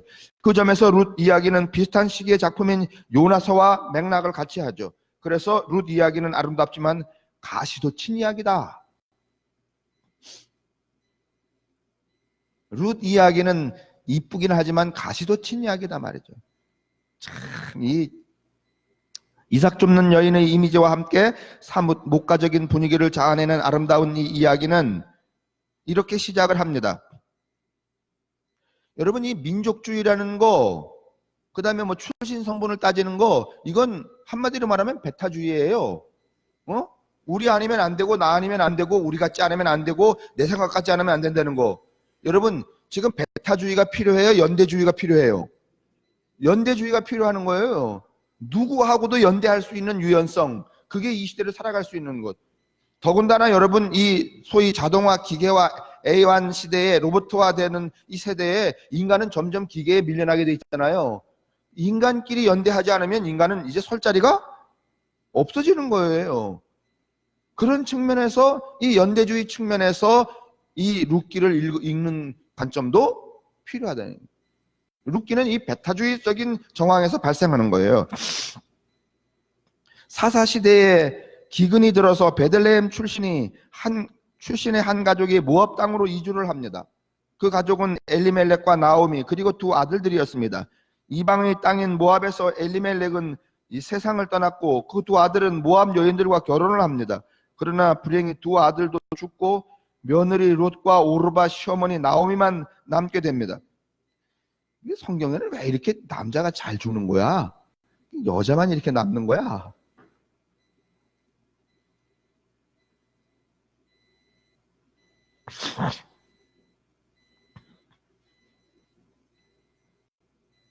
이렇게 세 명의 과부들이 힘겨운 객지 생활을 하고 있는데 고향 땅에 풍년이 들었다는 소식이 들려왔습니다.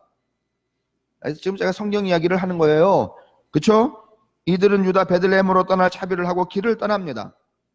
이 시어머니 나오미는 두 며느리들에게 야, 너네 고향은 여기고 괜히 뭐 저기 고향 땅에 풍년이 들었다고 하지만 가봤자 다 나선 사람들이고 객지고 또 남편이 있어요, 없어요? 남편도 없는데 뭐하러 따라 나서냐? 그냥 여기서 지내라. 이렇게. 여러분이 시어머니면 그러겠어, 안 그러겠어? 아니, 나오미 입장에서도 여러분 살기 어려워서 여기까지 쫓겨와갔다가 다시 고향 땅으로 가는데 혹 붙이고 가면 살기가 어려워, 안 어려워? 두들의 패스라도 남겨두지 않겠어요? 그죠? 데리고 갈 거예요? 이쁘다고?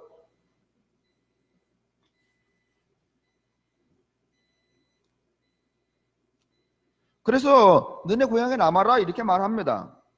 그래 이야기를 듣고서는 그 둘째 며느리 오르바는 어떻게 했다는 거야? 얼싸 줬다 하고 남았다는 거잖아요. 이게 뭐 상식이잖아요. 남았다는 거죠. 근데 이상하게 이 룻이라고 하는 이 며느리가 말이지 자꾸 어머니를 따라간다면서 뭐라 그래요? 어머니가, 여러분 기억 안 나시겠죠? 어머니가 곧 나고 나가 곧 어머니다. 어머니가 가시는 곳이 내가 가는 곳이고 어머니가 있는 곳이 곧 내가 있는 곳이다. 이거 여러분 명언이야. 괜히 이 시어머니하고 불화 일으키지 말고 어머니한테 이 말 한번 써봐요. 이 룻이 했다는 거. 어머니가 곧 누구고 나고 내가 곧 누구다.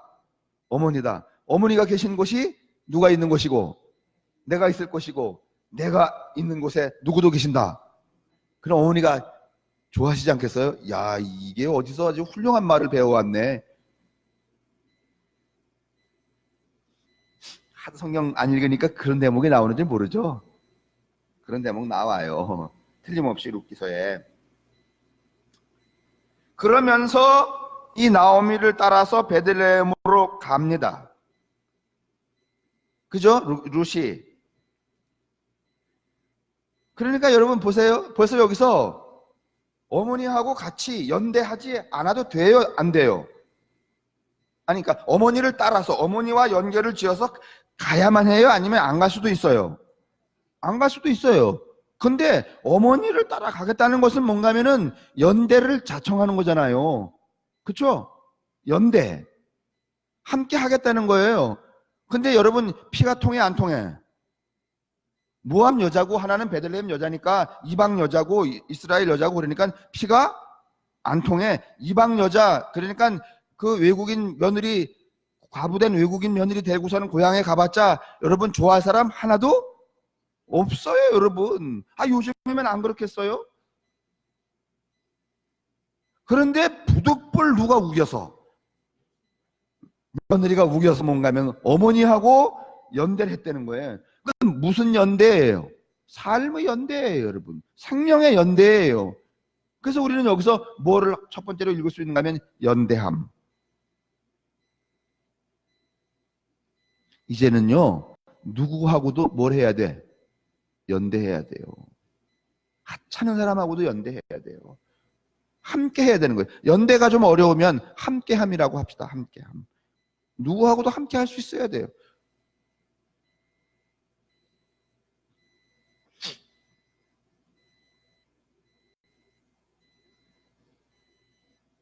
오늘 내일 그 양반이 밥 먹재?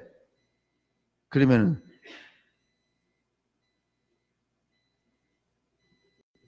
얘기하지 말아야지. 이제 이게 연대를 자청해요. 베들레헴에서 롯은 나오미의 부유한 친척 보아스를 만나죠. 보아스는 이방 여인임에도 정성껏 시어머니를 모시는 롯을 어여쁘게 여겼고 자기 밭에서 이삭을 줍도록 하는 등 세심하게 배려를 합니다. 여러분, 이 보아스의 이야기를 들으면서도 우리가 밀레에 이삭 줍는 여인을 생각할 수, 허락하지 않으면 안 되는 거예요, 이삭 줍기가.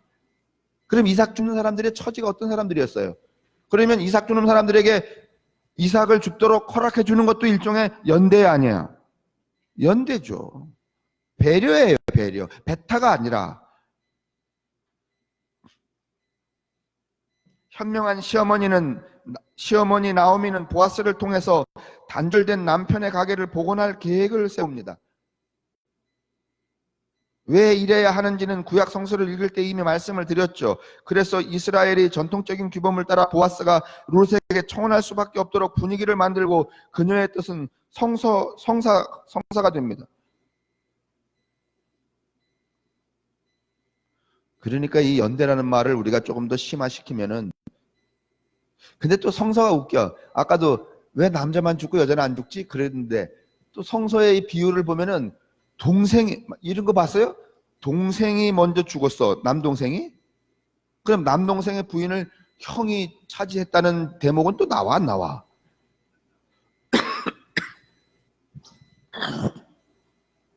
죄송해요, 손님 때문에 그래요. 그건 또 안 나온단 말이에요. 그런데 여러분 가만히 보세요. 연대한다는 건 뭐예요? 서로가 서로 얼굴을 어떻게 한다는 거야? 돌린다는 거야? 대면한다는 거야? 대면한다는 거야. 연대한다는 말은 조금 더 심화를 시키면 뭔가 하면은 너의 삶을 누가 책임지고 내가 책임지고, 다시 말하면 너의 생명은 누구에게 있다? 나에게 있다. 이렇게까지 심화시킬 수 있어요. 이것을 여러분 포괄적 의미로 우리는 한 단어로 말할 수 있다면 그것을 이웃사랑이라고 말하는 거예요. 이웃사랑은 연대예요. 근데 오늘 우리 가만히 보면은 이 생활 구조나 의식 구조가 연대해요. 저기 뭐 이렇게 옆에 말이지 뭐 집 짓고 말이지 쭉 와 살아도 이 사람들이 말이지 서로 쳐다보면서 이렇게 연대해요? 아니면은 뒤통수만 보고 살아? 연대 안 하잖아요.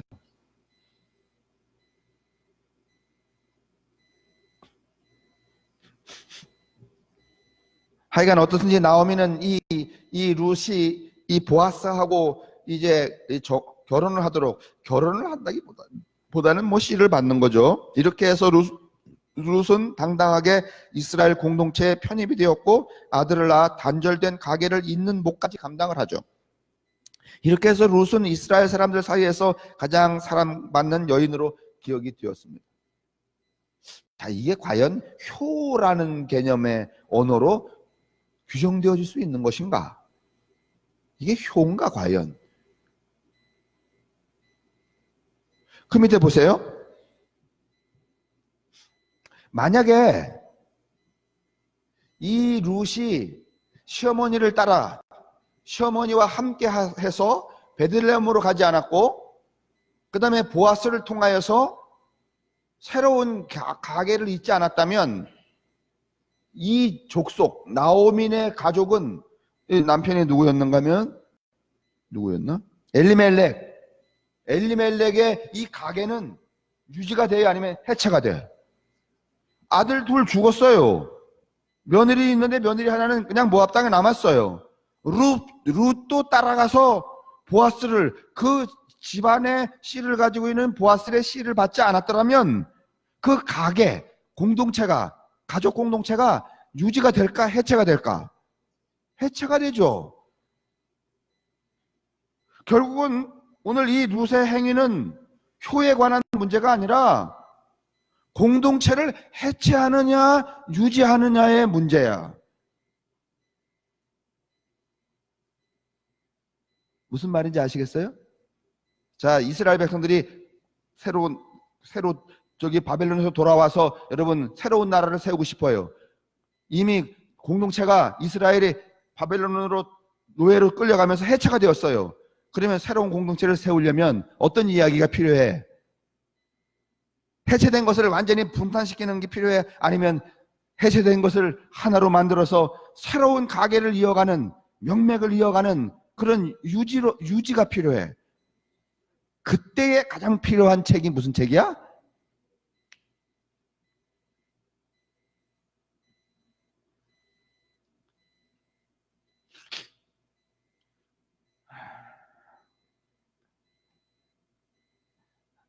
나는 여러분들에게 이야기를, 여러분들은 뭐 이 얘기를 이렇게 들으시면 그렇지만 신학생들이나 신학하는 분들이 제 이야기를 들으면서 아 그렇구나, 그런 면도 있구나, 이랬으면 얼마나 좋았을까. 참.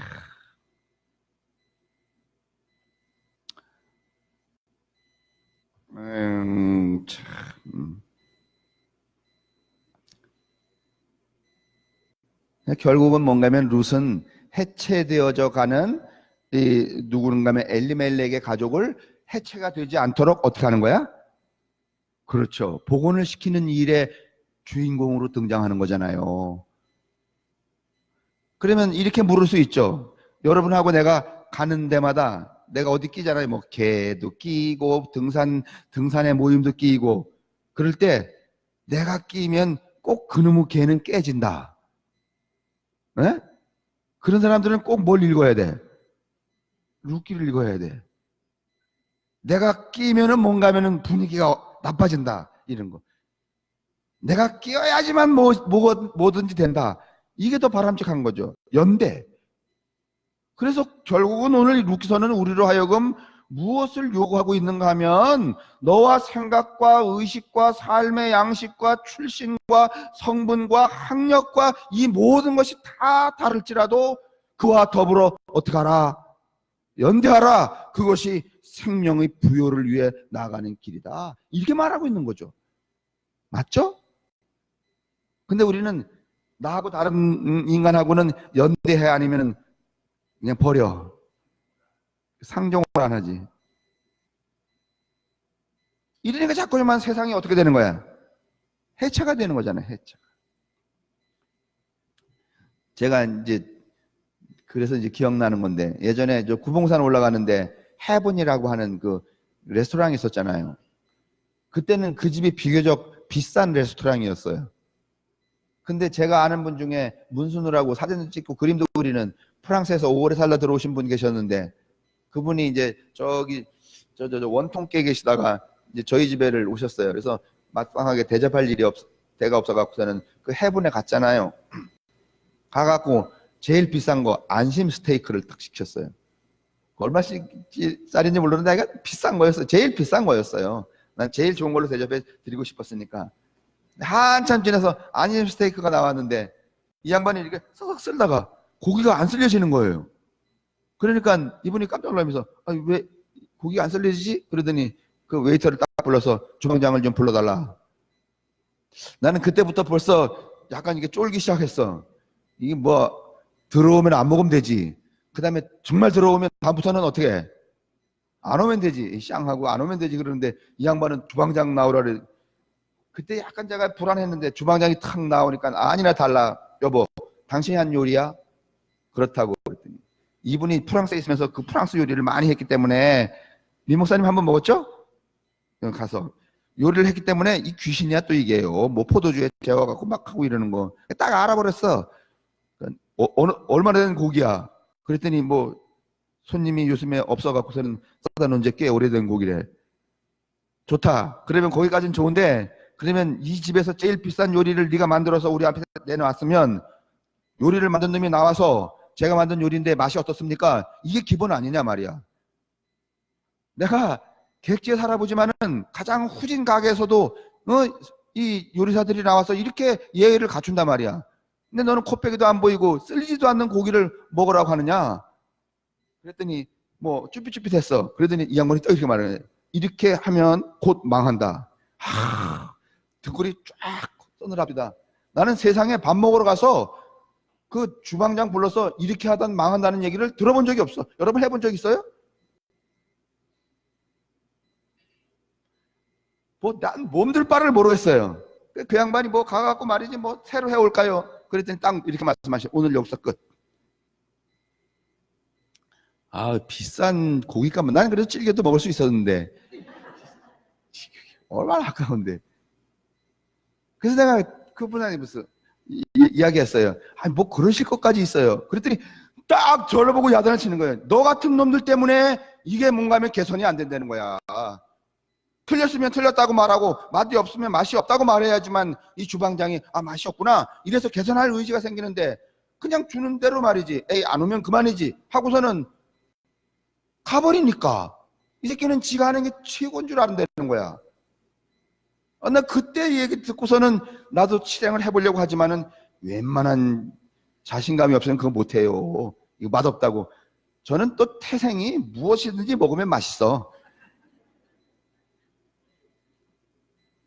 근데 그분의 말씀이 일리가 있어요, 진짜로. 그리고 그 얼마 있다가 해보는 진짜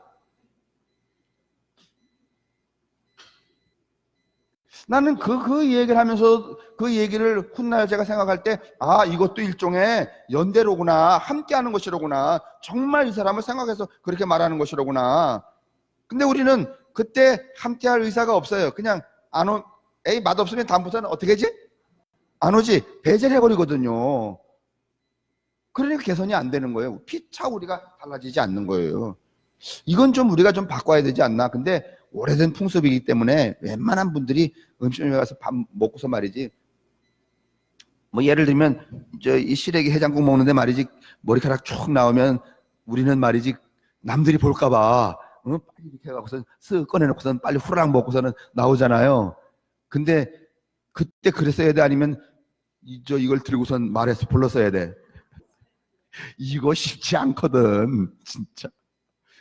그러니까 우리 나이 때는 혹간 젊은 사람들하고 갔는데 말이지 그런 머리카락 나오는데 들고서 말이지 이거 못 먹겠으니까 다시 물러오라, 다시 다른 걸 해달라 이러는 거 들으면은 편안해요? 아니면 아주 불편해?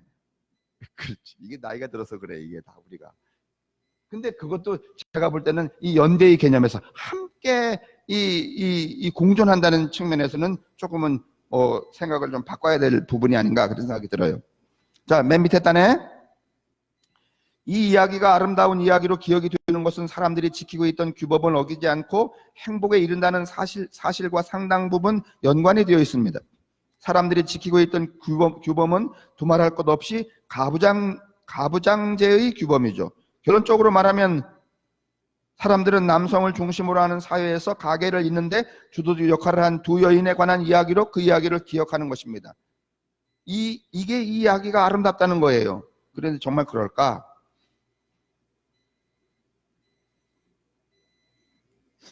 오늘 우리 사회는 여러분, 우리가 살고 있는 이 문명 자체가 우리의 인간관계를 이렇게 결속시키고 있어요? 아니면 해체시키고 있어요? 해체시키고 있잖아요. 우리가 살고 있는 이 문명, 사회의 구조 자체가 우리 스스로를 해체시키고 있어요. 어제도 뭐 무슨 얘기 하다가 장로님들하고 그런 얘기 했나? 신방하다가 울력 이 얘기 나왔다는 울력. 품앗이도 했지만 울력이라는 게 뭔가 하면은 우리보다 좀 못 살아 가난한 집인데 뭐 자식도 없어요. 좀 또 병도 들으셨어. 그 해에 무슨 병이 생겨서. 그러면 농사를 크게 지어놓고서는 가을에 무슨 이렇게 가을이나 여름에 그것을 이렇게 처리할 수 없으면 그 동네 사람들이 하루 일을 다 끝낸 다음에 달이 밝은 저녁이거나 캄캄한 밤에 저녁 먹고 나와서 그 집 일을 다 해주는 거야. 그 사람이 좀 뭐 다리가 다쳐서 아팠다든가 어려운 상황에 처해서 이게 일종의 연대였단 말이에요. 공생하는 거에 함께 사는 거. 그게 일종의 동네였단 말이에요. 마을이었단 말이에요. 근데 지금 우리가 그게 다 문명 때문에 어떻게 됐어요? 해체가 돼버렸잖아요.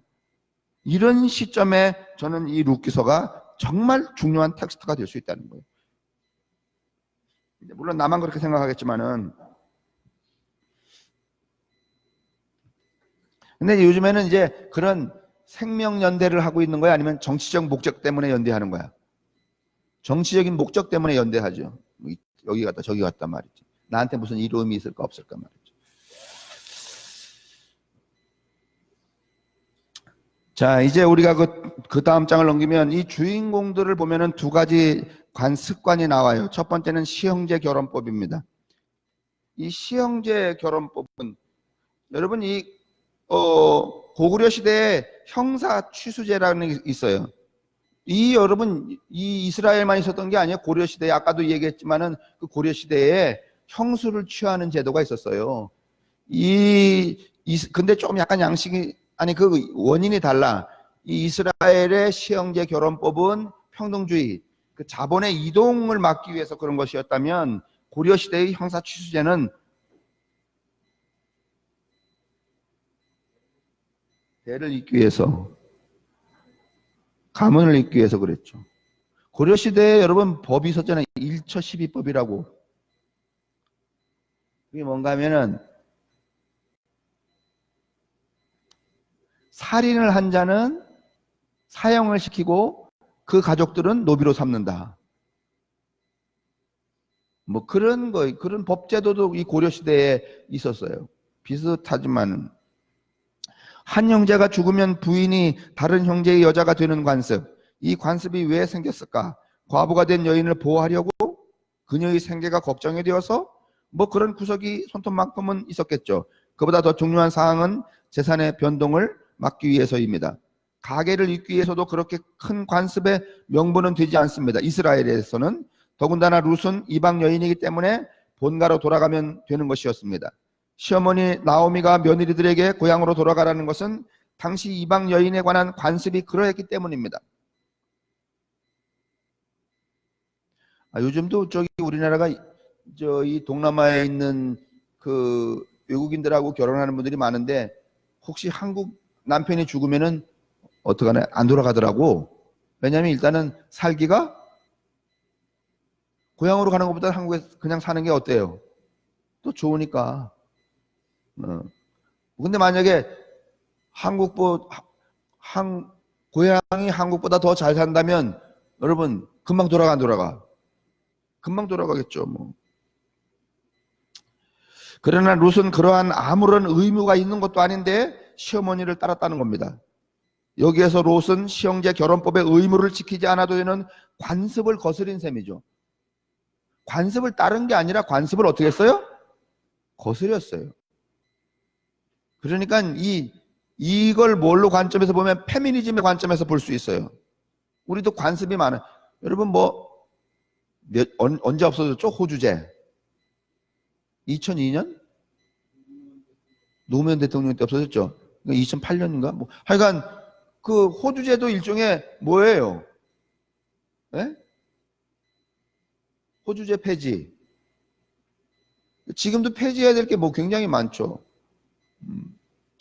요새도 자녀를 낳으면은 어머니 성씨를 따라갈 수 있나요? 우리가? 결혼할 때. 그러니까 이 여자하고 결혼할 때. 와우. 우리 중에 그런 사람 아직 없잖아요. 그러면 할 수 없이 제가 아들이 없을까? 발금이가 결혼할 때는 그 항목을 지켜서 누구 성을 따를 것. 그렇지. 발금이 성을 따를 것. 그러면 나도 대를 어떻게 하는 거야? 예? 여러분의 이야기가 아니라고 굉장히 안 좋아하시는데, 그리고 그러면 아들 할 거예요? 사실은 없죠. 근데 만약에 또 아들만 있는 집에서 말이지 그런 그 반대되는 계약이 생기면은 정말 아들을 잃어버리는 걸지겠네요. 뭐 그런 거. 하여간 관습을 거스리는 여인. 그러니 이게 여러분 오늘날 지금 벌어지는 일이에요? 아니면 2500년 전에? 2500년 전에 등장하는 페미니즘이란 말이에요, 이게. 여선교에서 이런 거 공부해야 되는 거예요. 우리도 누구를 본받자. 관습을 거스리는 거 말이죠. 그래서 그런 측면에서 지난번에 그 우리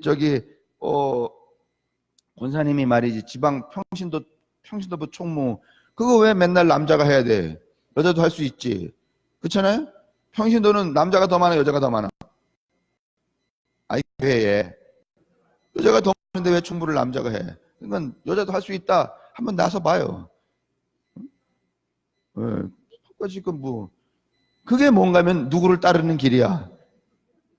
요시아가 롯길을 여기다가 장착해 놓은 이유야. 이 눈치를 딱 채고선 한번 관습에 개겨보는 거야. 관습을 거스려 보는 거. 내가 힘이 될지는 모르지만 적극 도와줄게. 그렇게 유대의 관습을 거슬렸지만은 결과적으로 이전의 가계를 복원한 그의 역할 때문에 그 반전의 아름다운 이야기의 주인공으로 장식될 수 있었던 것이죠. 그러나 이 계기는 또 한편으로 강한 인상을 주는 대목이기도 합니다.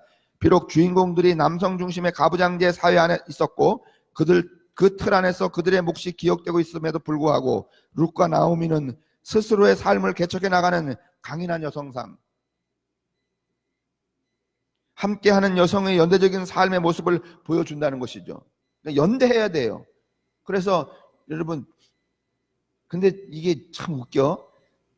여성들이 남성하고 평등하지 않은데도 불구하고 여러분 이게 암묵적으로 뭔가 문제가 생기면은요, 여자들은 남자 편을 들어, 여자 편을 들어. 아니, 예를 들면 내가 여자인데 저짝 집에 부부 사이에 문제가 생겼어. 그러면 내가 저짝 집에 여자 편을 드냐고 아니면 이짝 집에 남자 편을 드냐고. 내가 이렇게 말해. 내가 여자인데도 불구하고 아이고 그년이 뭐가 문제가 있으니까 그렇게 뜯들어 맞지. 누구 편을 드는 거야? 남자 편을 드는 거예요, 여러분. 이거 굉장히 웃긴다는 거 아세요? 여러분 이제 1920년대 신여성 생기고 말이죠. 이랬을 때 뭐 미니스커트 입고 이랬을 때 그거 다 누가 옹호했어야 되는가 하면 여자들이 옹호했어야 돼요. 제일 많이 비난한 사람이 누구야? 여자들이야. 지금도 여자는 누가 비난해? 여자가 비난해. 이 의식을 바꿔야 돼, 지금. 그러니까 문제가 생기면 누구한테 먼저 문제가 있을 거라는 거야. 여자한테 문제가 있을 거라는 거야. 이 의식 구조가 그렇게 돼 있단 말이죠. 이걸 좀 먼저 우리가 개선을 해야 돼요. 만일 룻이 친정으로 돌아가 재혼을 했다면 당연히 이 이야기가 아름다운 이야기로 기억이 되지 않겠죠. 또한 룻 자신도 또 다른 남성에게 자신을 의탁하는 숙명적인 여인상에 그치고 말았을 겁니다. 그런데 그렇게 살지 않고 관습을 거슬려 소위 말하면 페미니즘 무브먼트를 했기 때문에 이 여자의 대에서 여러분 성서에 여자 3명 나오잖아. 누구 나와요? 기생 라합. 하나는 누구야? 룻. 그 다음에 다말. 아니 성서의 예수의 족보에 만약에 이때 관습을 거스리지 않았으면 여러분 예수의 족보에 이 여자가 들어가 안 들어가? 들어갈 수 없죠. 이런 것들이 오늘 우리가 읽어야 될 힌트라는 거예요. 세상을 새롭게 전복을 시키잖아요.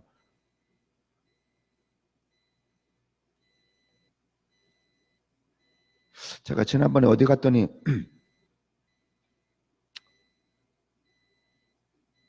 어디 갔었나? 어디 갔었는데 그 여직원이 커피를 타가지고 들어오더라고. 그래서 제가 깜짝 놀라서 아직도 여직원이 커피를 타가지고 이렇게 들어와요? 그랬더니 그분이 한다는 말이 제가 좋아서 하는 거예요. 아주 이게 습관이 됐어. 이제는 그렇게 하는 일을 못하는 것으로 이렇게 정리해버린 거야. 에? 좋은 일로, 지가 좋은 일로. 그게 좋은 일일 수가 있겠어요, 그게? 제가 무슨 일 막 하는데 컴퓨터 가지고선 누가 손님 왔다고 들어오는 거. 아, 기억 안 나네. 자신들의 삶을 그 다음 단에 개척해 나가는 이 여인들에게 보상의 기회가 마련되었죠. 이 이야기가 아름답다고 하는 것은 또 다른 반전이 일어나기 때문입니다. 그것은 고엘법입니다. 고엘이라는 건 되사다, 되찾다, 구속하다, 속량하다라는 뜻입니다. 이 고엘법이 무슨 법인가 하면은 우리 교인이 어디 가서 맞고 왔어. 그러면 고엘법으로 꼭 어떻게 줘야 돼? 어떻게 줘야 돼? 되돌려줘야 돼, 여러분. 그걸 고엘법이라는 거예요, 여러분. 되찾는다는 거예요. 그러니까 그게 또 일종의 한편으로는 고엘법이 나쁜 것 같지만은 어떻든지 너와 나는 다르지 않다는 뜻이거든요. 그게 이제 고엘법인데 잃었던 땅을 되찾도록 하는 법이죠. 루스의 시댁 엘리멜렉 집안의 친척인 보아스는 엘리멜렉의 밭을 사들여서 그 유산을 보존해야 할 책임을 진 집안 사람 가운데 한 사람이었고, 루스는 결국 그와 결혼해 아들을 낳고 그 아들은 엘리멜렉의 가문을 잇는 아들로 받아들입니다. 이렇듯 루스는 끊어진 혈통을 잇고 그 유산을 보존하죠. 되찾아오는 거예요. 되찾아오는 일을 누가 하는가 하면 이 루시 했다는 거예요. 시어머니에게 무슨 그 효심이 극심한 며느리 얘기가 아니고,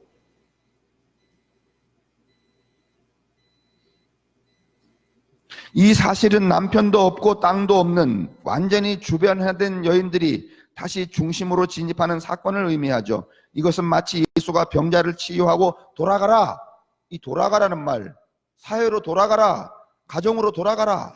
여러분, 문득병을 고치고 예수가 한 말은 뭔가 하면은 제사장에게 내 보이고 어떻게 하라?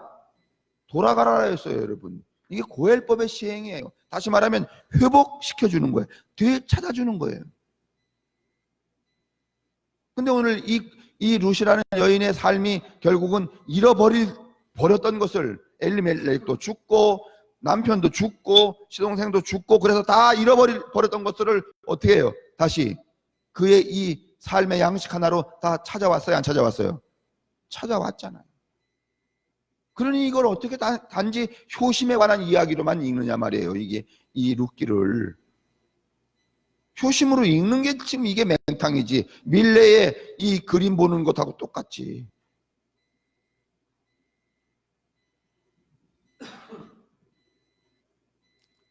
정상적인 사회에서 정당하게 사람 취급을 받지 못했던 사람들에게 해방은 사람으로서 당당하게 인정받는 것을 의미했기 때문이죠. 끊어진 가게를 복원함으로써 이 두 여인은 공동체의 중심에 서게 되었을 뿐만 아니라 공동체의 결여된 부분을 채우는 역할까지 감당합니다. 더욱 주목해야 할 사실은 주변부의 여성들이 중심으로 진입한 이 기회는 남성의 시혜가 아니라 에휴 내가 너 봐줬어, 이게 남성이 봐줘서 이렇게 된 거야? 아니면은 여성 스스로, 룻과 나오미가 스스로 투쟁해서 획득한 거야? 투쟁해서 획득한 거죠. 그러니까 오늘날 여러분들이 말이죠, 거기 바람직한 것인지 모르지만 여성 민우회, 무슨 또 여성들이 모이는 권리를 쟁취하는 단체 이런 데 가입해서 말이죠, 집에서 최소한으로 밥하고 빨래하는 것 외에는 그거 남편한테 시키고 어디 나가야 돼? 예?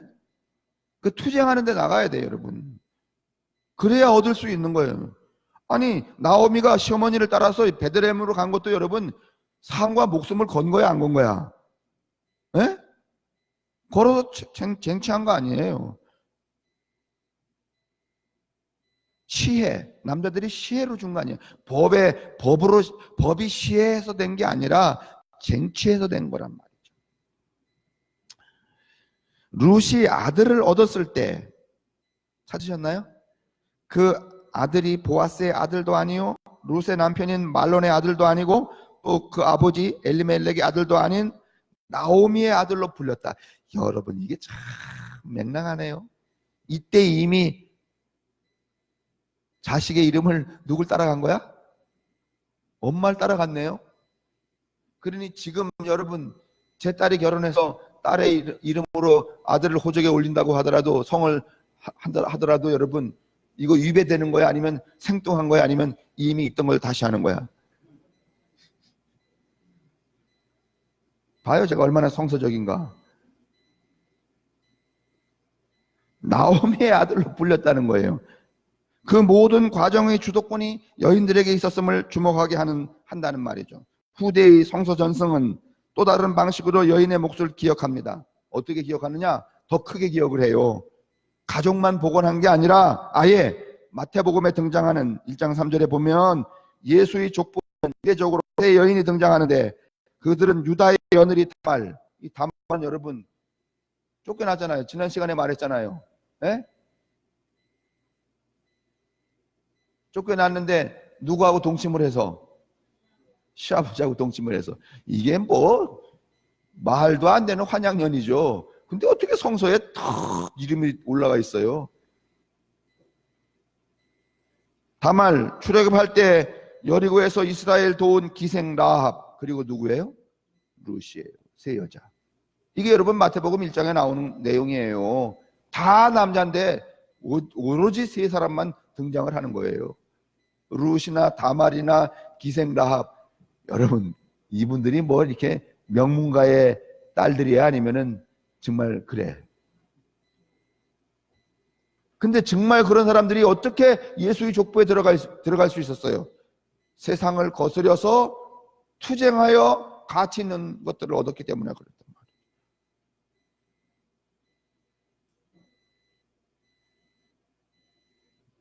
그러므로 룻 이야기는 남성 중심의 가게를 복원한 아름다운 여인들의 이야기만이 아니고, 그러니까 대를 이어서 얼마나 이쁜가, 시어머니를 이렇게 잘 공양하니 얼마나 착한가, 그딴 얘기 아니라는 거예요. 무슨 뭐 장화홍련전인 줄 알아요. 자신들의 삶을 스스로 개척해 나간 위대한 여인들의 이야기로 기억되어야 한다는 거죠. 그렇게 기억되는 것만으로도 룻과 나오미의 이야기는 충분한 의미를 줍니다. 그러나 이 이야기의 진정한 반전은 이야기 밖에 있다는 거예요. 다시 말해서 드러난 이야기가 아니라 그 이야기의 숨은 의도에 있다는 말이죠. 당당하게 자기 운명의 주인공으로 나서 삶을 개척했고, 결국에는 이스라엘 공동체 안에 잃어버렸던 한 가게를 복원한 주인공이 바로 이방 여인이라는 사실을 이 이야기에서 서슴없이 밝히고 있어요. 다시 말하면 이스라엘의 대를 이은 여자가 순수 혈통을 가진 백의 민족의 딸이라는 거야? 아니면은 태국에서 시집 온 여자라는 거야? 에? 그 얘기잖아요, 지금 얘기가. 그죠? 그러면 그 얘기를 하는 이유는 뭐야? 너나 내가 있다 없다? 없다는 거예요. 이방인과 타국인이 뭐 내국인이 있지 않다는 거예요. 다 함께 살면 다 우리라는 거예요. 포괄적 연대. 이 여인이 복원한 가게에서 이스라엘의 성조 다윗이 태어나죠. 나오미의 아들로 불린 롯의 아들은 오벳이었고 그는 이새의 아버지 곧 다윗의 할아버지였습니다. 이게 어느 나라예요? 이스라엘이에요. 이게 누가 원했던 나라인가 하면은 하나님이 원했던 나라예요. 하나님의 나라예요. 그러면 장차 여러분 다 하나님의 나라 가시죠? 하나님의 나라 가면 신분과 계급과 차별의 질서가 있어요? 아니면 다 우리야? 다 우리야. 그게 하나님의 나라잖아요. 룻의 이야기가 순수 혈통주의에 입각한 민족주의적 열정에 사로잡힌 사람들에게 과연 어떻게 받아들여졌을까? 이스라엘 사람들에게 바벨론에서 돌아온 우리가 말이지 피를 유지한 사람이다 이렇게 말했던 사람들에게 이 룻기를 읽으면서 에이 쌍 어떻게 말이지 우리 조상이 이 모양일까? 이런 얘기 하지 않았을까요? 근데 바로 그걸 노린 거야. 지금 이 요시아는 룻기서를 여기다 배치를 딱 할 때에 다윗의 한쪽 조상이 모압 사람이었다는 전승이 있었고 다윗이 사울과의 관계에서 위기에 처했을 때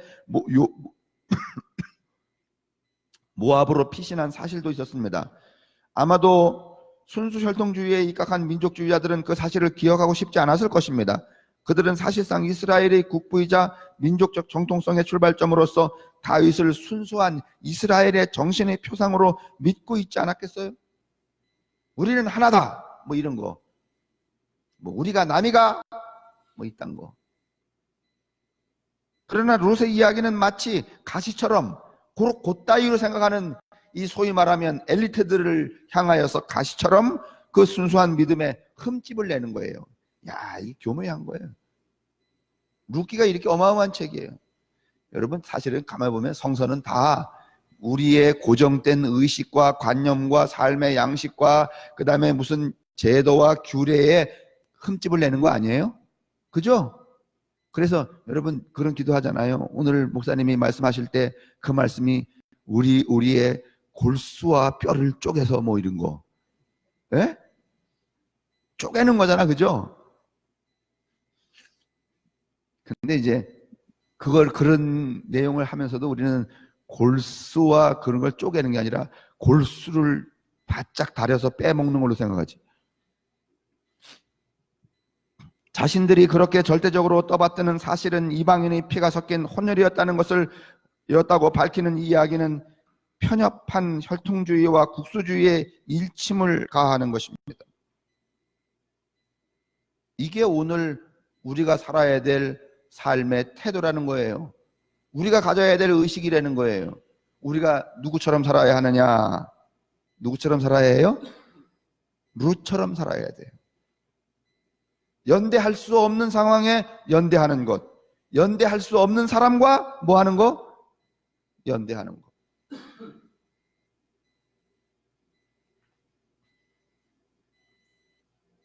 만약에 제가 목사 이렇게 하면서 교인도 정확히 말하면 싫은 교우가 있고 좋은 교우가 있을까 없을까? 그러면 또 마음에 드는 교우하고 마음에 안 드는 교우가 있을까 없을까? 근데 이 목사가 마음에 드는 교우와 마음에 안 드는 교우가 아주 분명해. 그래서 같은 방에 밥을 먹어도 마음에 안 드는 교우를 볼 때는 얼굴이 팍 찡그려지고 마음에 드는 교우를 보면 얼굴이 확 펴지고, 이 꼴이라면 그 목사 노릇이 제대로 되는 거야 안 되는 거야? 에? 목사 때려치워야 되지. 그럼에도 불구하고 둘 중에 하나야. 그럼에도 불구하고 자책 하나도 안 하지 않는 그런 목사. 에? 싫은 게 분명히 있어요. 그래서 이 자식은 아주 집사 권사 아주 싫어. 죽어도 그렇게 돼도 안 시켜. 그럴 결심을 한다고 하더라도 겉으로는 표현을 해야 돼 말아야 돼.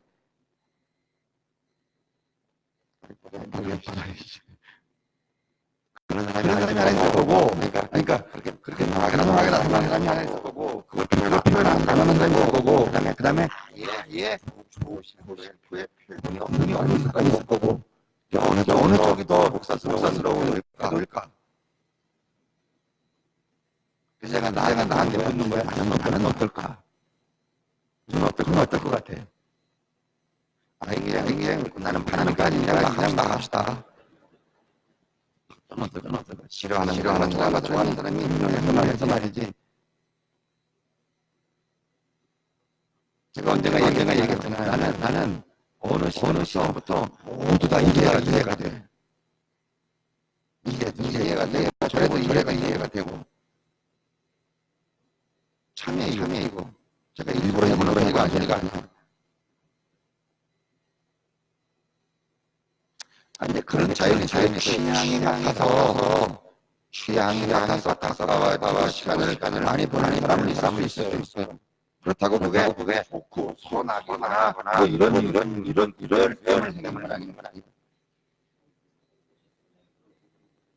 그런가요? 예수님 며칠 전에 제가 그 경계에 말이에요.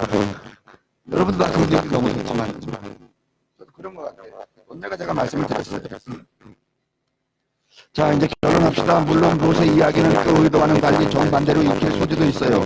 이방 여인도 이렇게 헌신하였는데, 이거 이제 제일 헌신 예배 써보는 거야. 봐라 임마, 모압 여자도 이렇게 말이지, 시험이 베들레헴 사람을 위해서 이렇게 헌신했는데 넌 뭐냐 말이야. 똑바로 어떻게 하라고? 뭐 하라고? 잘해라고. 우리는 뭐 헌신 예배라는 걸 그려본 적이 없으니까. 지난번에 그 장로회인가 포민도부에서 우리 교회 헌신 예배 보러 온다 그랬다가 헌신 예배가 없다니까 안 했잖아. 아이 뭐 내 생각에는 여러분이 교회에 나와 주는 것 자체가 뭐야?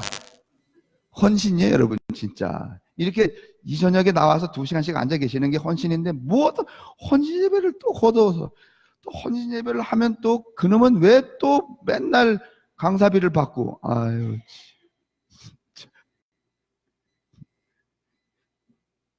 우리는 이런 거 하지 말아야 돼. 저 큰 교회들 말이죠. 저 무슨 숭의교회, 금난, 광림교회 이런 데는 담임 목사들 이렇게 서로 돌아가면서 헌신해 보면 한 번 강사료가 2천만 원이래잖아. 그래서 용돈 떨어지면은 야 나 안 불러. 그래서 뭐 예배 1부에 10부까지 볼 수 있으니까 뭐 10몇 부까지 보니까 그 중에 한 번 가서 설교하면 되는 거 아니야? 그러면 용돈 생기는 거 아니야? 열심히 또 즐겁게 쓰다가 그 소위 말하면 로얄 패밀리 황태자 그룹에서 쓰다가 또 돈 떨어지면 그러니까 몇 교회만 모여 있는데 5주잖아 5주. 그러니까 몇 교회만 5교회만 저들끼리 모이면 되잖아. 이런 정도 돼야지만 헌신 예배하는 가오가 잡히지. 한번 헌신 예배 그 짜증스러운 걸 해놓고서는 사례비 5만 원 안 준다고 또 아이, 그 웃기는 짓을 왜 하나? 때려치우지. 그리고 여러분 자체가 헌신인데 뭘 또 나는 그런 마음이야 여러분.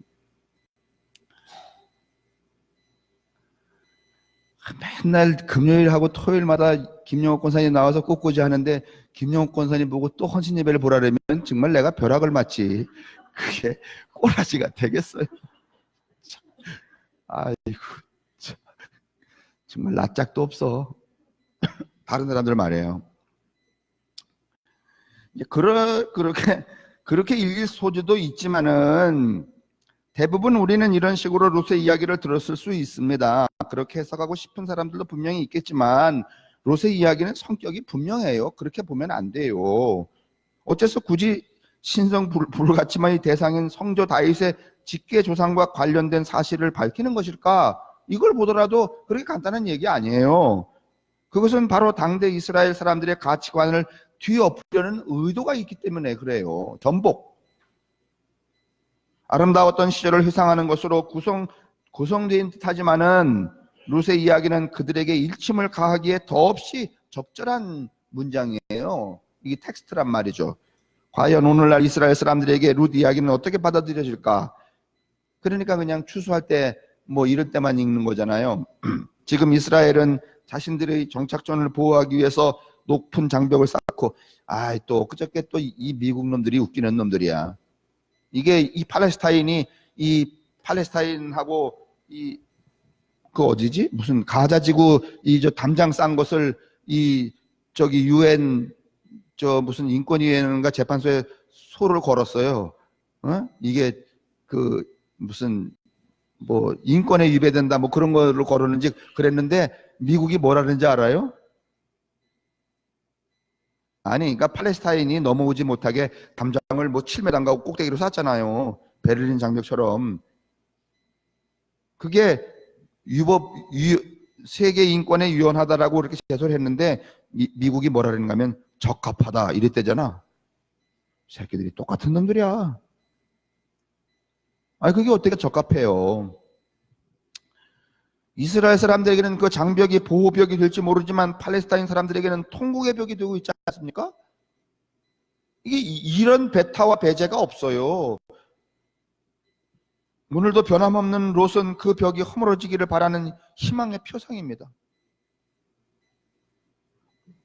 아래의 신문 기사는 10월 11일자 한겨레 신문 4면에 실린 조국 장관 취임 후 한 달의 흐름에 대한 내용입니다. 여기서 기사는 조 장관이 학자였을 때 주장했던 이론과 실제 장관 수행의 궤에 대해 지적하고 있죠. 그것은 사회적 약자인 외국인 정책, 사회적 정신질환자에 대한 시책, 동성애자에 대한 부정적 의견이 정책 시행에 반영되고 있다는 것이었습니다. 물론 아직은 어떤 판단을 내리기에는 이른 시간인데 그러나 이렇듯 한 국가가 다른 민족 이방인에 대한 이해나 나와 다른 이들에 대한 포용은 그만큼 어려운 법이라고 말하고 있습니다. 어제도 잠깐 대통령 무슨 간담회 하는 거 보니까 왜 애들을 그렇게 많이 맞지? 아니, 젊은 사람 천지더라 그거 보니까. 노인들은 뭐 그냥 간간히 양념으로 몇 분 계시더구만. 뭐 좀 수상한 것 같아. 하는 짓이.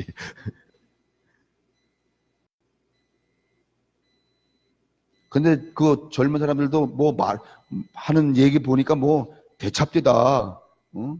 뭐 동성애 얘기 나왔는데 무슨 뭐 대통령이 어디에서는 이렇게 말씀하시더니 이때는 말이지 이렇게 말씀하시니 그게 너무 이율배반적이 아니냐. 뭐 그랬더니 문 대통령이 떠들떠들 그러면서 그거 옳은 말인데 그런 게 시행되려면 유럽도 말이지 수십 년 걸렸고 우리가 그렇게 금방 갈 수 있겠느냐. 시간이 걸린다.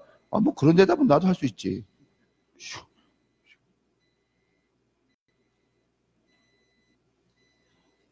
어제 그 뭐 패널 300명 선정한 것은 왜 그렇게 젊은 사람들 천지로 많았을까라는 생각은 무슨 이유인지 모르겠지만서도 어떻든지 하다 보니까 그렇게 됐을 것 같지도 않은데 그렇게 쉬운 일이 아닌 거죠. 이제 여기 뭐 읽어보면은 이제 그런 건데 이 한겨레 신문 기사 내용은 뭔가면 조국이가 평상시에 했던 이야기하고 이 장관이 되어서 한 행실을 보면 그렇게 일치되는 부분이 아니라 어긋나는 부분이 많다는 거예요. 내용 자체가. 그렇게 하기가 쉽지 않은 거예요. 그런데 이 별 볼 일 없는 이방 여자, 모함 여자, 루시라는 여자가 이 사회의 근간을 이루고 있는 관습을 어떻게 한 거야? 전복을 시켰다는 거예요. 그리고 주류로 등장을 했다는 거예요. 이게 얼마나 위대하고 중요한 이 기사예요. 그리고 그 민족주의로 흘러가고 있는 이스라엘을 향하여서 내던지는 하나의 가시도 친 텍스트에 해당한단 말이죠. 이 가시예요. 찌르는 거예요, 여러분. 그러니까 룻기서는 편안하게 읽지 마셔요. 찌르는 책이에요. 찌르는 책. 요나서도 마찬가지죠. 자, 오늘 여기까지 하고 내일이 누군가 하면은 기도원이